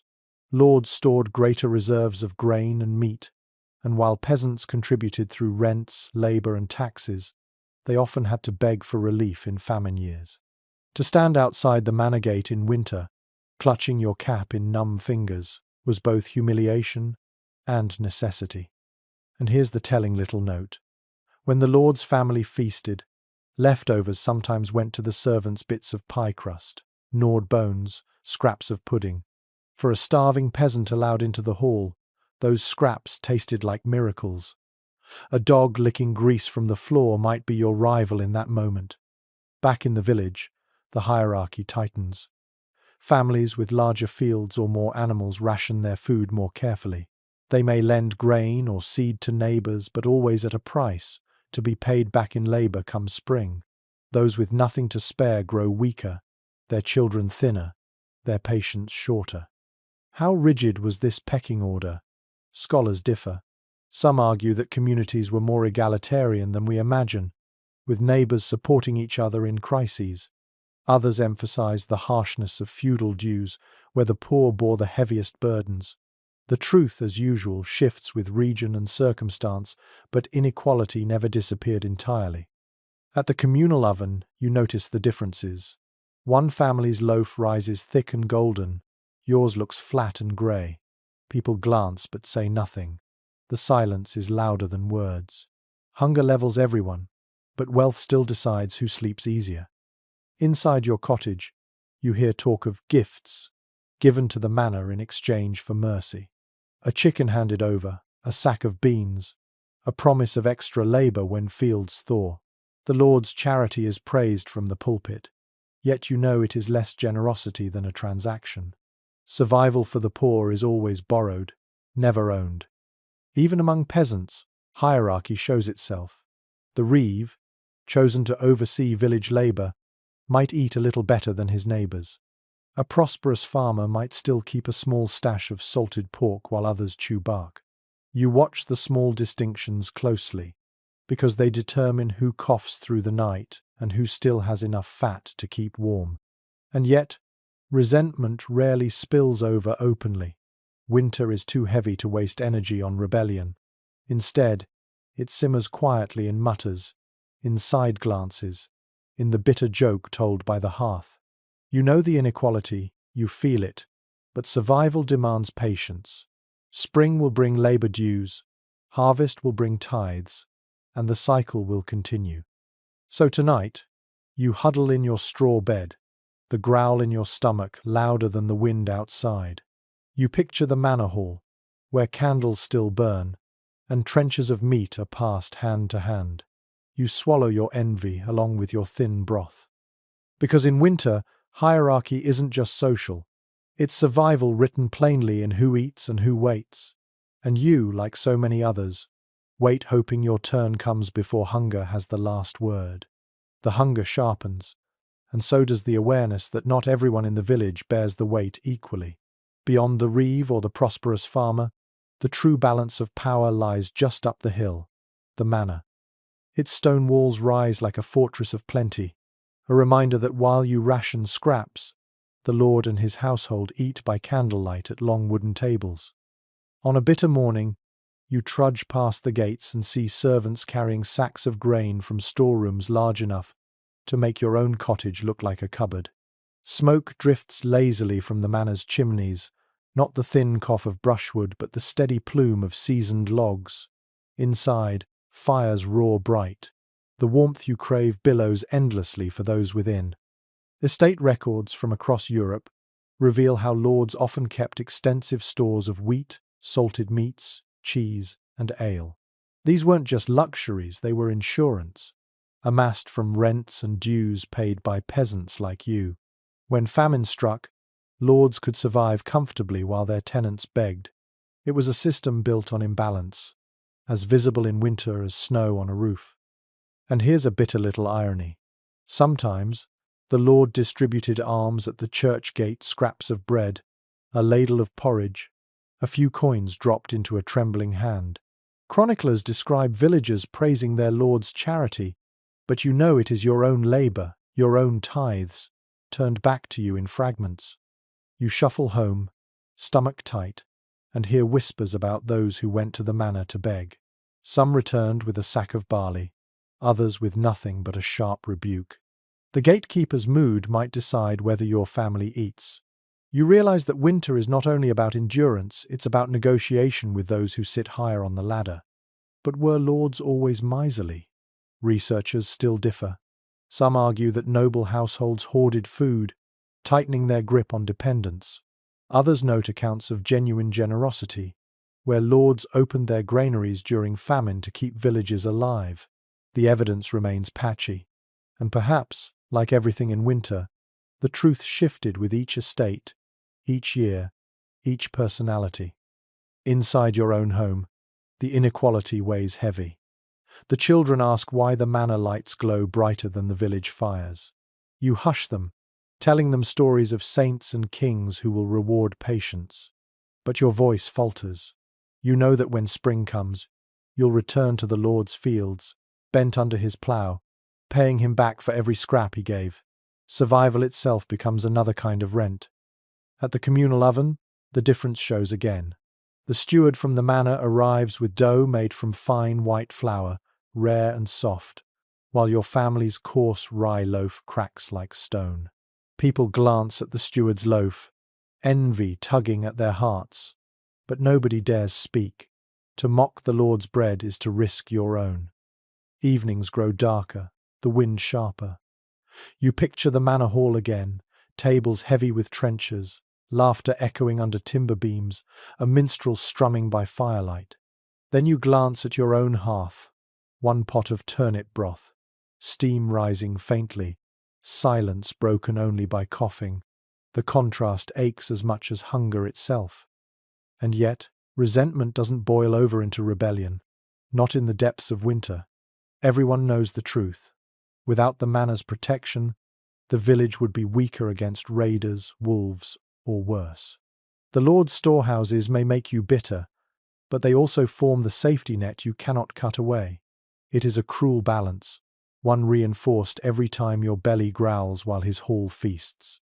So you huddle under your cloak, smoke curling into your hair, telling yourself spring will loosen the chains. For now, winter reveals what was always there: power gathered in stone walls, wealth stored in barrels, and peasants waiting outside gates for mercy. Because survival in the medieval winter wasn't just about bark, gruel, or firewood. It was also about hierarchy. And in that hierarchy, the manor's shadow fell long across the snow. The manor's shadow stretches long, but inside the cottages, another truth becomes clear. Winter survival leans heavily on women's work. While men drag wood through snowdrifts or tend animals in the byre, it is the women who turn scraps into meals, rags into clothing, and despair into endurance. Their labor fills the endless hours, mostly unseen, mostly unpraised, yet absolutely vital. You picture the hearth at dawn. A woman crouches low, stirring embers with a poker, coaxing flame from ash. Her fingers are cracked, nails blackened with soot, but she keeps at it until smoke curls up again. Then she measures out grain just enough to stretch into gruel for the day. She knows exactly how far a handful will go, how to trick hunger into silence. A pinch too much today could mean emptiness tomorrow. Household accounts and medieval guides reveal that spinning, weaving, and mending were relentless chores, especially in winter. With fields frozen, women spun wool into thread by the fire, twisted flax into linen, or patched cloaks worn thin from constant use. Clothing was never disposable. Each tunic, each hood, each pair of hose bore the marks of dozens of careful repairs. And here's an odd, almost humorous note. Sometimes women rubbed sheep tallow into thread to make it stronger against damp. It left garments smelling faintly of mutton, but durability mattered more than perfume. Imagine pulling on a cloak that reminded you of the very animal it came from. You hear the steady rhythm of the spinning wheel or, in poorer homes, the drop spindle. The sound becomes winter's music, a faint whir, the creak of wool being twisted, the sigh of someone who knows there are endless skeins left to spin. Children help by carding the fibers, their small hands combing out tangles, while mothers and daughters spin without pause. But how much control did women have over household survival? Scholars still debate. Some argue that wives made nearly all the choices about food, clothing, and rationing, while others suggest men still dictated the larger decisions. The truth likely shifted family by family, but winter placed women at the center of daily endurance. At night, the same women sit by the hearth, darning holes in socks, patching cloaks, sewing seams by flickering candlelight until their eyes blur. Their voices murmur lullabies, stories, or prayers while needles flash faintly in the glow. The sound of children coughing doesn't stop their hands. Mending continues, because frost won't wait for comfort. You notice how women find ways to stretch even the smallest scrap: broth thickened with a handful of beans, a cloak patched with two kinds of wool, a child's tunic pieced from an old one turned inside out. Ingenuity becomes a shield against despair. Neighbors share gossip at the spinning circle, where women gather to work together in the dim light. They trade news, swap bits of thread, complain about sore fingers, laugh about clumsy husbands. In that circle, survival feels collective, stitched together by companionship as much as by wool. Still, the burdens are heavy. Cold settles into bones, Smoke irritates lungs, and hands swell with chilblains. Yet women rarely stop, because stopping would mean unraveling the thin line between warmth and ruin. So when you look around the cottage, you see their mark everywhere. The patched cloak on your shoulders, the broth in your bowl, the child asleep in a mended blanket, all are quiet testimonies to their work. Because in the heart of a medieval winter, survival isn't heroic in the way songs imagine. It is patient, repetitive, unseen labor thread twisted into yarn, scraps boiled into supper, love poured into every patch. Women carry winter in their fingers, and without those fingers, the frost would swallow everyone whole. The cottage hums with the soft rhythm of spinning wheels and the crackle of the hearth. But beyond the village green lies another world of endurance, the monastery. Winter presses heavily on cloisters just as it does on cottages, though monks wrap their hardship in prayer and ritual. You imagine the stone abbey, its high walls rimmed with frost, its windows weeping with condensation, and rows of cowled figures moving slowly through the chill. Step inside the cloister, and you immediately feel the bite of cold. Stone holds frost like a sponge holds water. The flagstones underfoot are damp, the corridors draughty, the ceilings echoing with the sound of wind creeping in.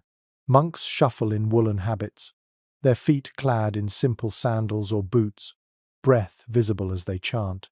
The air smells of beeswax candles, damp wool, and ink drying in scriptoria. Monastic rules required prayer at strict intervals, day and night. Even in the dead of winter, monks rose in the dark hours before dawn, shivering as they filed into the chapel. Records from Benedictine houses show that vigils were held in near-freezing temperatures, voices quavering with cold yet steady in devotion. And here's an unusual detail. Some monasteries allowed their monks to wear gloves only during prayer, not during work, to remind them that comfort was secondary to discipline. Imagine copying manuscripts in the scriptorium with fingers so stiff they could barely hold the quill, ink blotting where hands trembled from the chill. Monks relied on gardens, fish ponds, and storehouses to feed themselves, but even their ample supplies grew lean in harsh years. Meals often shrank to thin pottage, stale bread, and ale as weak as the peasants drank. Yet they wrapped these hardships in holiness, framing hunger as a form of fasting, cold as a test of humility. The rhythm of prayer gave meaning to what otherwise felt like misery. But how hard did monks truly suffer compared to villagers? Scholars remain divided. Some argue that monasteries, with their larger estates and better planning, endured winters far more comfortably. Others point to strict ascetic rules that demanded deliberate discomfort, making their winters harsher than those of the peasants outside. The truth likely varied. A wealthy abbey might feast, while a stricter house of friars shivered in threadbare robes. By mid-afternoon, the scriptorium is alive with the scratch of quills. Breath clouds the air above the desks, candles sputter against draughts, and monks hunch deeper into their hoods. Their ink freezes if left uncovered too long, so one brother warms the inkpot near a candle before passing it back. The words of saints and scripture march across the parchment, a defiance against both darkness and cold. Meanwhile, in the infirmary, a monk crushes herbs into a mortar, the smell of rosemary and garlic rising. He presses them into cloths to wrap around chilblained feet, or mixes them into broth for coughing throats. Medicine, prayer, and charity mingle here, because monasteries often serve not just monks but villagers too, offering relief where lords might not. At night, the bell tolls again, calling the community to prayer. You picture the long, dim chapel, the air heavy with incense and frost. Monks chant psalms, their voices echoing off the stone, low and steady. The sound vibrates like warmth itself, reminding you that survival can also be spiritual, not just physical. When you leave the abbey grounds in your imagination, the village smoke looks thin and fragile compared to the monastery's bell tower rising over the snow. Yet you know that both places share the same struggle. Whether in woolen cloaks or coarse habits, by hearth or in cloister, survival in winter means enduring cold with bodies frail but spirits stubborn. Because even behind stone walls, Even with the rhythm of prayer to guide them, monks felt the frostbite just as fiercely. And their chants echoing through frozen corridors became another way of saying what every villager whispered silently at night. Let us live to see the spring. The monastery bells fade behind you, but the wider world feels farther still. Winter does not just press down with hunger and cold, it also cuts the village off from everything beyond its own crooked lanes. Snow blankets the paths, floods freeze into jagged barriers, and what was once a trade route becomes a dead end. You live in an island of frost, bound not by water but by weather. Imagine trying to walk to the next town. The road is little more than mud in summer, and in winter it turns to rutted ice, the ridges sharp as blades underfoot. Your boots slip, your knees ache, and the wind claws at your face. Carts cannot pass, wheels splinter in frozen ruts. Traders who once brought salt, cloth, or iron now vanish until spring. The marketplace falls silent, its stalls abandoned. Travel accounts from the Middle Ages often mention this seasonal halt. Pilgrims, merchants, even messengers slowed or stopped entirely when snow blocked the ways. Villages curled in on themselves, relying on whatever they had managed to store. And here's a curious detail. Some places marked impassable roads with evergreen branches, warning travelers not to risk them. A medieval version of a road sign, green against the white. Isolation creeps in more than physically. Letters don't arrive, news halts, and rumors grow wild. Did the next village fare better or worse? Is the king still alive? Did war break out beyond the mountains? You can't know until the thaw. The world shrinks to a circle of cottages, a chapel, and the fields lying silent under snow. But how isolated were medieval villages? Truly. Historians still differ. Some suggest many were tightly bound by local trade networks that endured even in harsh weather. Others emphasize the remoteness of rural communities, arguing that weeks or months might pass without outside contact. Perhaps the truth varies, like the snowfall heavy some years, lighter in others. You stand by the frozen stream, staring at the path that leads to the market town. Silence presses on your ears. No jingle of harness bells, no shout of merchants, only the croak of a raven circling overhead. The absence is its own sound, as if the world beyond has stopped breathing. Inside the cottage, the lack of trade becomes clear. Salt grows scarce. Without it, food spoils faster. Iron tools dull and cannot be sharpened properly. Cloth cannot be replaced, so rags and patches multiply. Even news feels like a resource without it. You feel smaller, cut off from the great story beyond your door. One night, you dream of the roads opening again, of a peddler arriving with bright ribbons and strange spices, of laughter spilling from the market square. You wake to the same old silence, snow thick on the roof, wind howling in the chimney. So you turn inward, as the whole village does. Neighbors rely on one another, because no one else is coming. Shared ovens, shared barns, shared prayers, they become not only custom, but necessity. Winter teaches you that the village is a ship trapped in ice, and every soul aboard must row together, even if the oars are nothing but hope. Because in the frozen months, the outside world fades into rumor, and survival shrinks to the simple question of whether your village can endure alone until the road reopens. The road lies buried in snow, the village cut off, but not everyone here is helpless. In the silence of winter, animals become more than property, they are allies, saviors, living stores of warmth and sustenance. You hear them before you see them, the low moo of a cow, the bleat of a sheep, the steady snort of a horse stamping in the frost. Each sound is a reminder that without these creatures, your own family's chance of surviving the winter would shrink to nothing. You begin with the horses, sturdy, shaggy-coated. They stand in the byre, steam rising from their flanks. Their power is useless on frozen fields, but they remain vital, carrying loads of wood, pulling sleds across icy ground, even dragging the occasional sick villager to the monastery when feet can go no farther. In chronicles, horses are often praised as winter companions, strong enough to break paths through snowdrifts. Without them, some families would simply starve in isolation. And here's a quirky little note. In some regions, villagers fed their horses warm mashed grains boiled into a porridge to keep them alive and strong during the coldest months. Imagine carefully stirring a pot of hot meal not for your children, but for the animal that plows your fields and saves your back. Then there are the dogs, lean, sharp-eyed. They pace the edges of the village, their barks carrying into the frozen dark. They guard against thieves, chase off prowling wolves, and keep the rats from the grain bins. Some sleep right beside the hearth, curled tight into balls, their fur another layer of insulation against the night. For children, a dog's warm body becomes a pillow. For parents, the bark is an alarm, proof that danger hasn't yet slipped silently inside. Cats, too, play their role. Half wild, half tamed, they stalk the corners of cottages, pouncing on mice fattened by stolen grain. Villagers tolerate their aloofness because each mouse caught is a mouthful of food saved.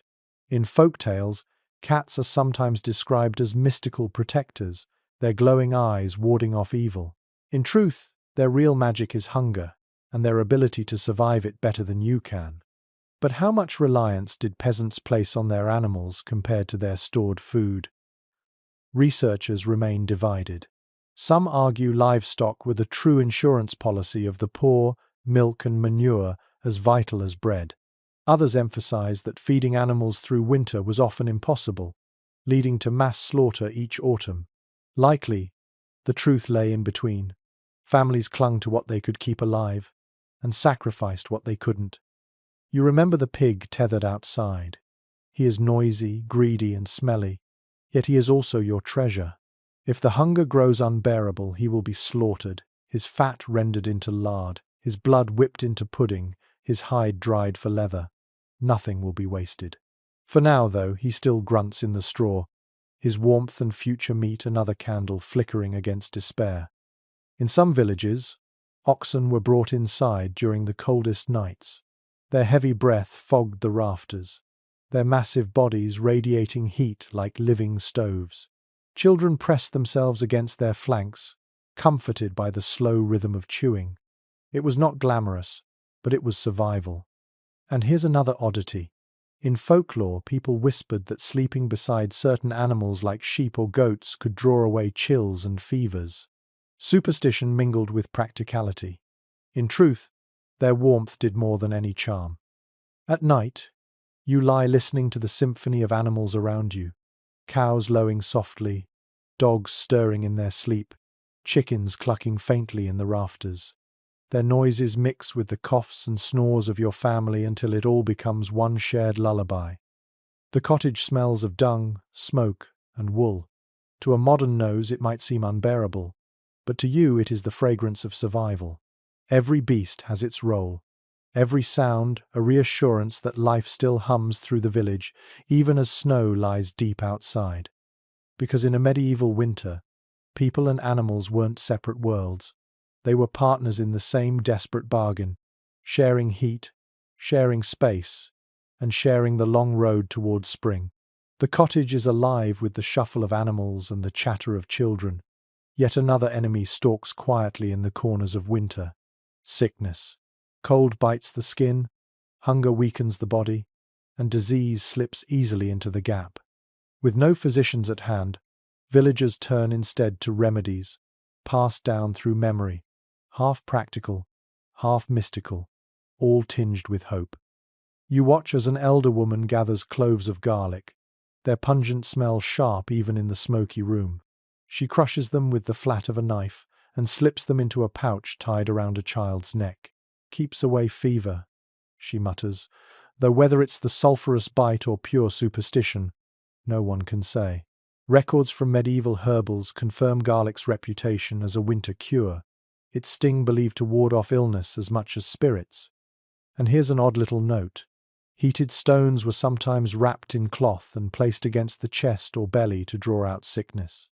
The warmth gave relief, but villagers believed the stone actually pulled the illness away.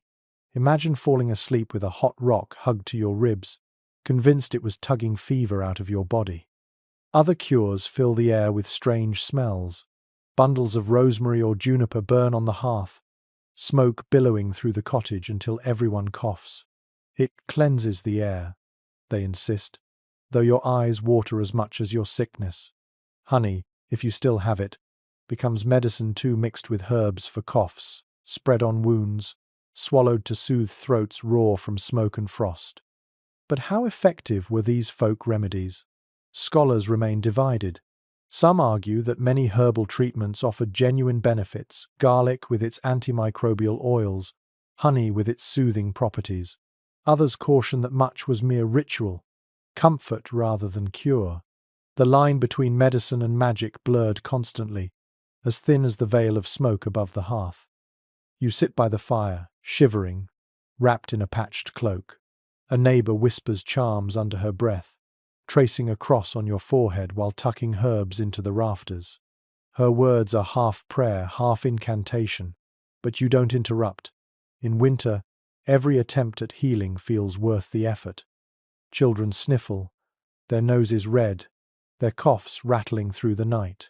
You boil nettles into a bitter tea, pressing cups into small hands. The taste makes them grimace, but the warmth soothes their bellies. You rub a salve of animal fat and herbs into chapped skin, the smell sharp and greasy, but comforting nonetheless. When the priest visits, he brings holy water, sprinkling it across beds and hearth alike. The droplets hiss on hot stones, filling the air with a faint tang. Villagers kneel, hoping the ritual will chase sickness from their homes. In truth, whether it works or not hardly matters, the act itself gives courage.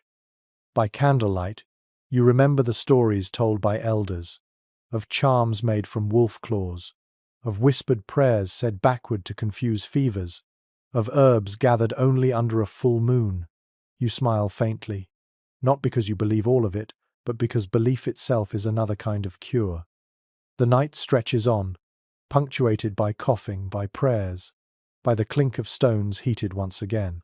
You listen to the mixture of sounds, human and animal, fever and fire, and realize that survival is stitched together not only by food and firewood, but by faith in these little rituals. Because in the heart of a medieval winter, medicine wasn't only about herbs or charms. It was about giving people hope when the cold seemed endless and the body too frail to fight alone. And hope, in its own strange way, was the most powerful remedy of all. The smell of garlic and herbs still hangs in the air, but after the coughing quiets and the stones cool, another rhythm takes over the cottage. Stories. Winter nights stretch endlessly, and without them, you would drown in silence. So the hearth becomes a stage, the flicker of flame casting shadows that bring words to life. You picture yourself seated close to the fire, legs tucked under a cloak, a child leaning against your shoulder. The wood pops and hisses, sparks flying up the chimney hole, and in that dim glow someone clears their throat and begins, "Long ago." Immediately, the room leans in. Medieval villagers didn't have books to pass around, but they had voices. Tales travelled from mouth to mouth, reshaped with every telling. Some were holy legends of saints braving blizzards, or miracles that brought food to starving monks. Others were folk tales, filled with foxes that talked, witches that crept through snow, or heroes who fought giants in icy mountains. Every story carried both comfort and a lesson, weaving imagination into the smoky air. Chroniclers note that oral storytelling was as essential as food in sustaining morale. When fields lay barren, words became seeds planted in the mind. They gave people something to hold on to besides hunger. And here's a curious flourish. Riddles were a favorite pastime. Children giggled while adults posed clever puzzles, often based on farm life. What runs without legs? Water. What has a mouth but never speaks? A jar.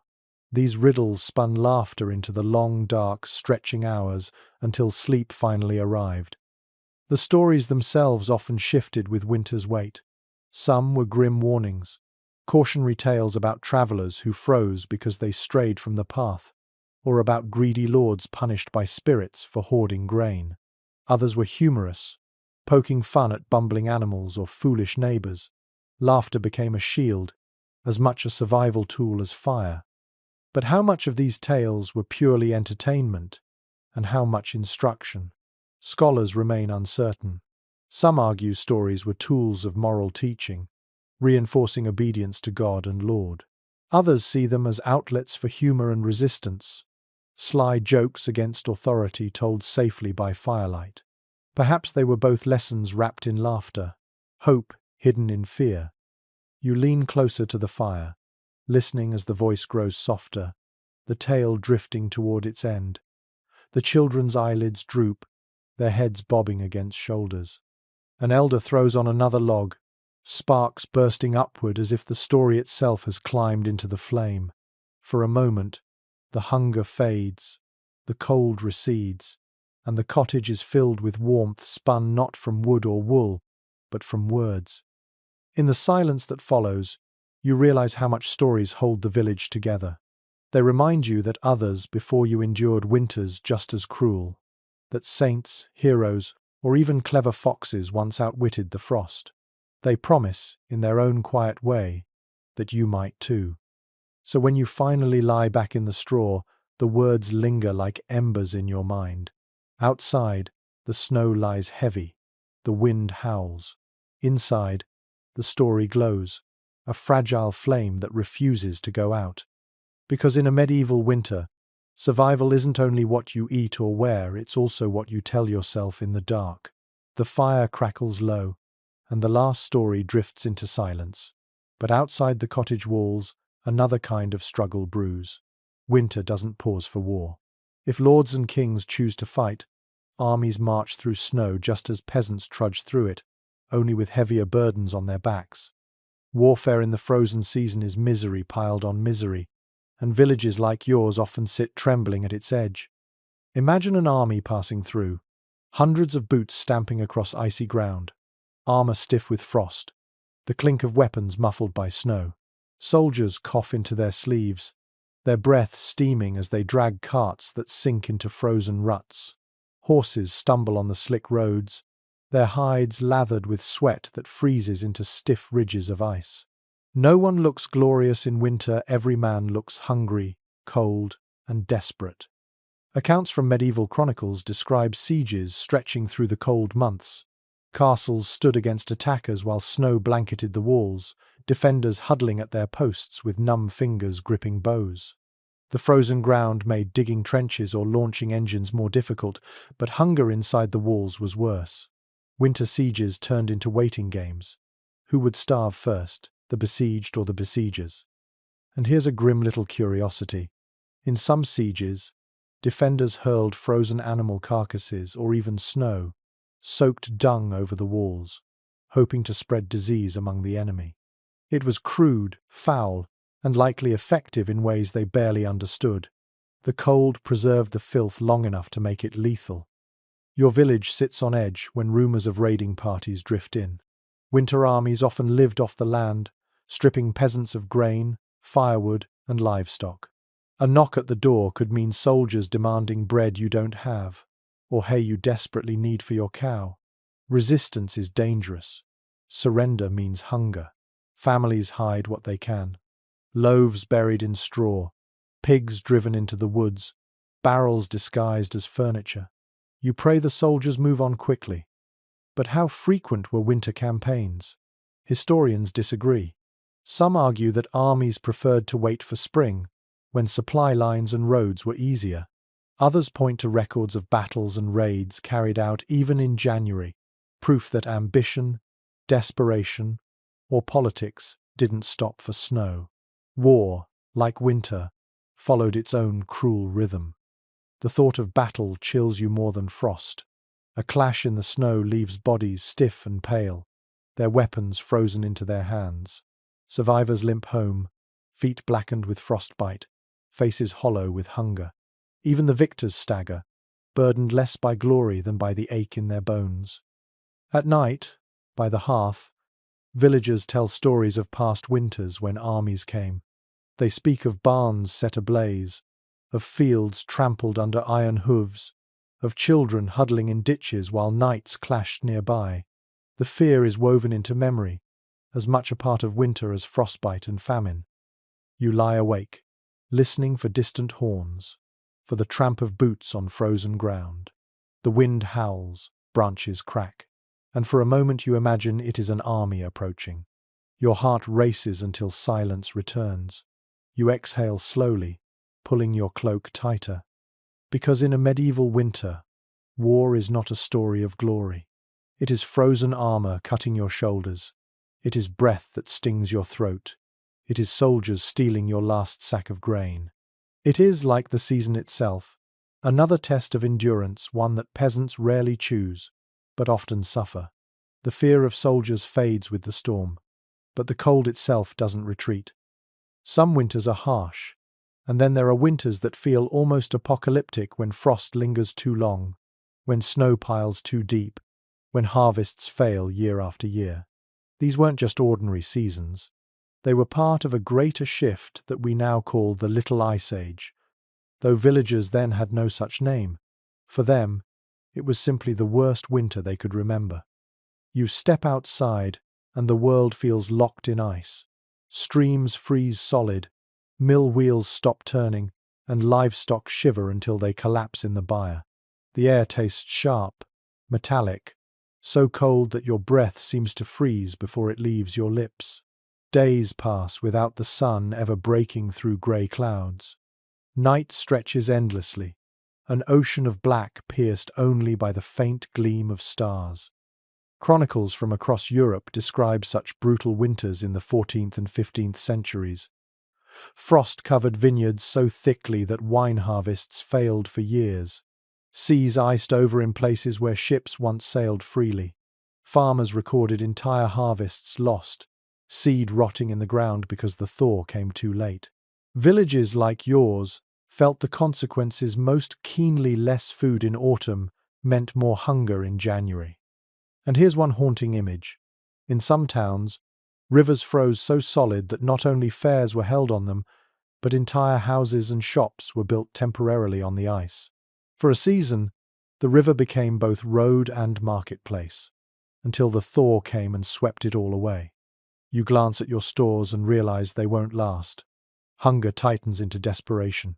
People begin boiling leather scraps, gnawing on shoes softened in water, chewing bark not for flour but just to keep jaws moving. Children cry with hollow eyes, their ribs showing through thin tunics. Elders waste away, quietly surrendering their portions so the young might live. But how much of this climate shift truly affected peasants compared to broader politics and war? Scholars still debate. Some argue that the Little Ice Age drove famines, uprisings, and even witch hunts, its cold shadow stretching into every part of society.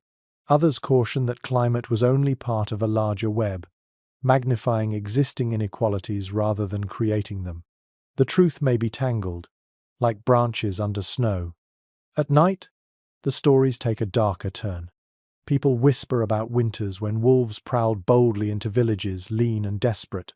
Some say entire packs attacked travelers, their howls echoing through frozen fields.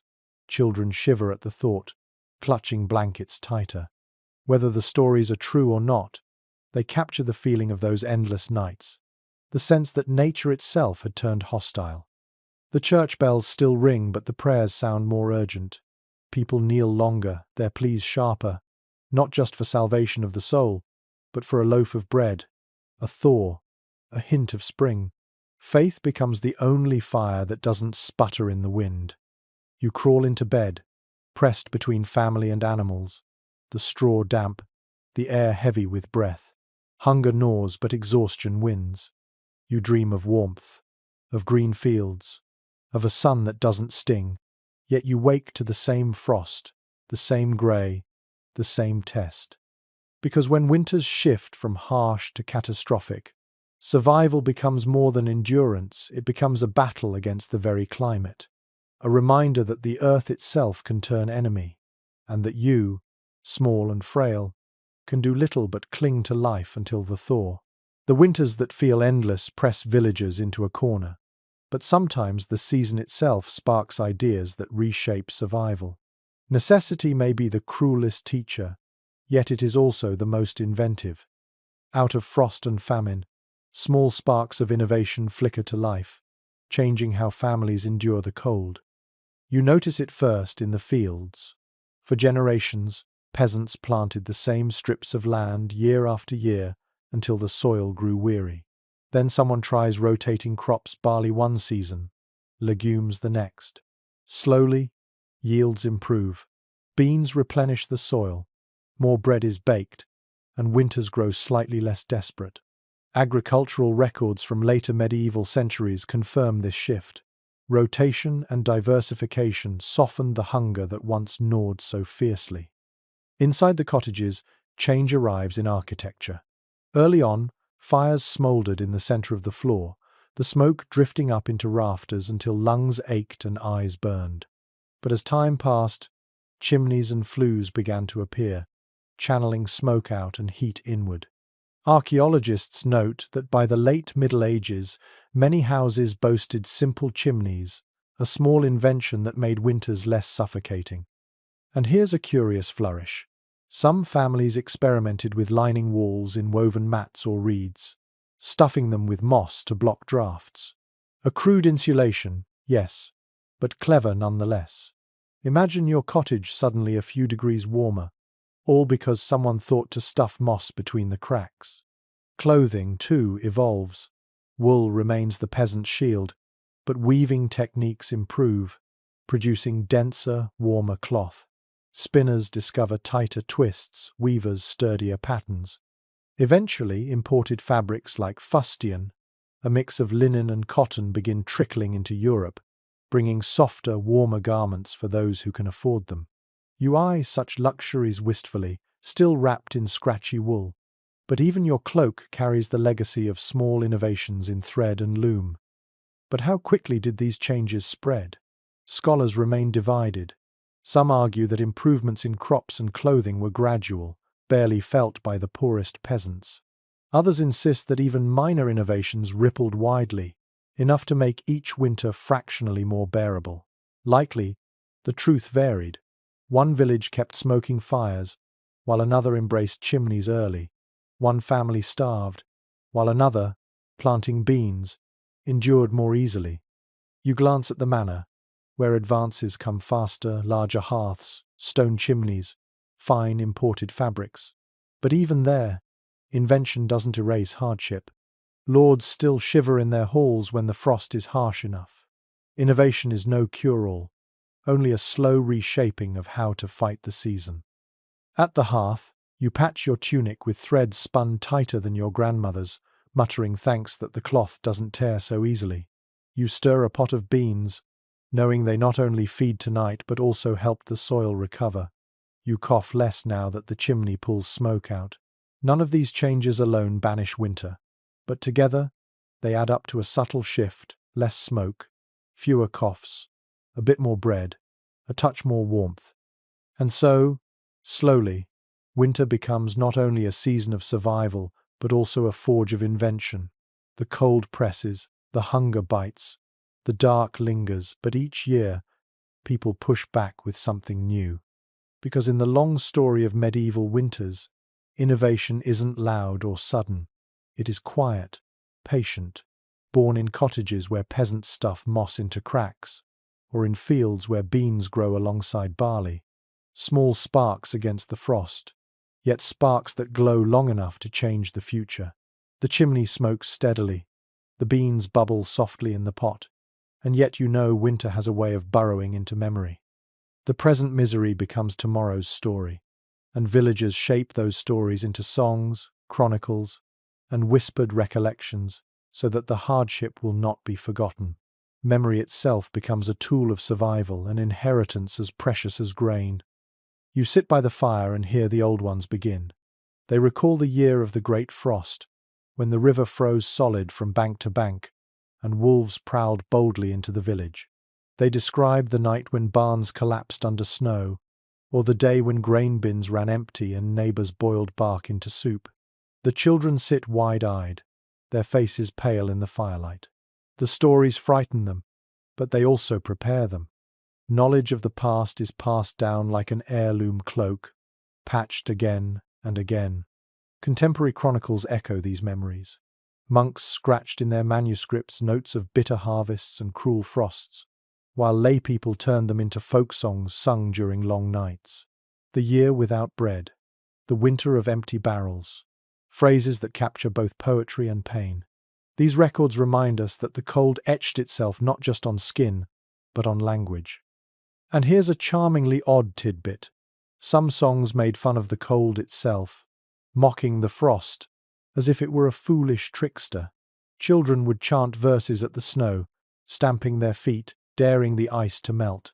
In laughter, they stole back a sliver of control. Still, how faithfully did these memories capture reality? Experts remain divided. Some argue that famine songs and stories exaggerated misery to make moral points, while others believe they preserved a blunt record of survival. Perhaps both are true. Memory is never neutral, especially when forged in hardship. You close your eyes and think of the ways winter stories ripple outward. A tale told in one cottage becomes a proverb in the next, and in time, a chronicle in the monastery. Generations later, it hardens into history. The specific details may blur, but the core truth remains. People endured. They suffered, they starved, they survived, and they wanted their descendants to know it. When neighbors gather at the communal oven, someone always recalls a past season worse than this one. You think it's bad now? They begin, and soon you are swept into another tale of frozen rivers, of dead cattle, of hunger endured. The story comforts strangely, because if others lived through worse, perhaps you can too. At night, as the fire burns low, you murmur your own memories into your child's ear. How the bread ran thin, how you chewed acorns, how the frost painted the windows white. You don't embellish much. The truth is sharp enough, yet you shape it with rhythm, so the memory lingers like a song. Because in the end, winter doesn't end when the snow melts. It lingers in the mind, in the tales retold, in the words etched into parchment or sung by weary voices. And those memories become more than stories. They become armor for the next time frost settles heavy, proof that your people endured once and can endure again. The nights have stretched long, the stories have piled up, and your belly has grown used to its constant hollow ache. But at last, one morning you wake to a sound different from the creak of ice or the whistle of wind. It is the slow, steady drip of melting snow. Outside, water trickles from the thatch. The sun feels less like a stranger, and the white blanket across the fields shrinks at the edges. The worst has loosened its grip. You step outside, squinting into a sky that seems suddenly brighter. Mud replaces ice. The roads thaw into deep ruts, and boots squelch with every step. Yet that mud is a promise the earth is softening, ready to take seed again. The animals stir restlessly, sensing pasture in their near future. Children chase rivulets of water, shrieking as they leap across puddles. Hope smells like damp soil, wet straw, and the faint greenness that lingers on the breeze. Chroniclers of the time often marked spring as a moment of triumph, not just for the land but for memory itself. Surviving winter was noted like a victory, a passage through a trial ordained by God. Prayers of thanks filled chapels, bells rang louder, and villagers greeted one another with smiles cracked wide despite chapped lips. And here's the sweet little detail. Some households kept a special loaf aside, baked on the first day warm enough to open windows. It was shared piece by piece, no matter how small, as if tasting spring itself. The bread might be coarse and dry, but to those who had chewed bark or stale gruel, it was a feast. Yet recovery is slow. Fields must be ploughed, seed sown, fences repaired. Starvation still lurks if spring planting fails, and famine casts a long shadow. Scholars still question whether the relief of spring truly erased the damage of winter. Some argue it merely postponed it, while others believe each thaw brought genuine renewal. Either way, you know the truth. Without spring, no village would last at all. You return to your cottage and see your family standing at the doorway, their eyes brighter, their shoulders lighter. Smoke curls from chimneys not as a symbol of fear, but as part of routine. You know the hunger will linger a while, but the hardest part is behind you. As you lie down that night, the sound of dripping snow still echoes, and you feel warmth rising in your chest. Survival has been ugly, noisy, smelly, and painful, but survival it remains. And the memory of this season will be folded into songs, riddles, and whispered stories, carried forward until the next frost comes to test you again. Because that is the lesson of the medieval winter. It ends, but it never disappears. It leaves marks in bodies, in minds, in tales that last generations. And for now, the snow melts, the earth softens, and the people thin, weary but unbroken look to the sky and dare to believe in spring. And now, as the final drip of melting snow fades into silence, let your mind soften too. You've walked with villagers through hunger, smoke, and frost, felt their cracked hands and heard their whispers in the night. You've shared their bread, their gruel, their laughter on the ice, and their prayers in the chapel. All of it, heavy yet strangely comforting, is behind you now.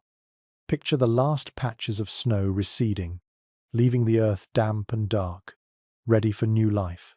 The air no longer bites but brushes gently against your skin. Fields once empty stretch toward greenness. Animals lift their heads to graze, and children run across muddy paths, their laughter no longer desperate but joyful. Breathe in the imagined scent of wet soil, of wood smoke drifting lightly instead of choking thickly. Hear the faint chorus of birds returning, their calls a soft promise that the worst is truly over. The village exhales, and you exhale with it, the tension of endless nights slipping slowly from your shoulders. Allow the rhythm of your breath to match the rhythm of the thaw, slow, steady, patient. Each inhale carries the memory of hardship endured. Each exhale releases it into the softening air. What remains is calm, gentle, and deeply human. The quiet resilience of people who faced winter and lived. Now, as your eyelids grow heavier, imagine yourself lying in that straw bed, not crowded with coughing bodies, but warm, safe, and at peace. Outside, the frost withdraws. Inside, your mind drifts into rest. Let the story fade like embers cooling in the hearth. Let your thoughts soften like snow melting into earth.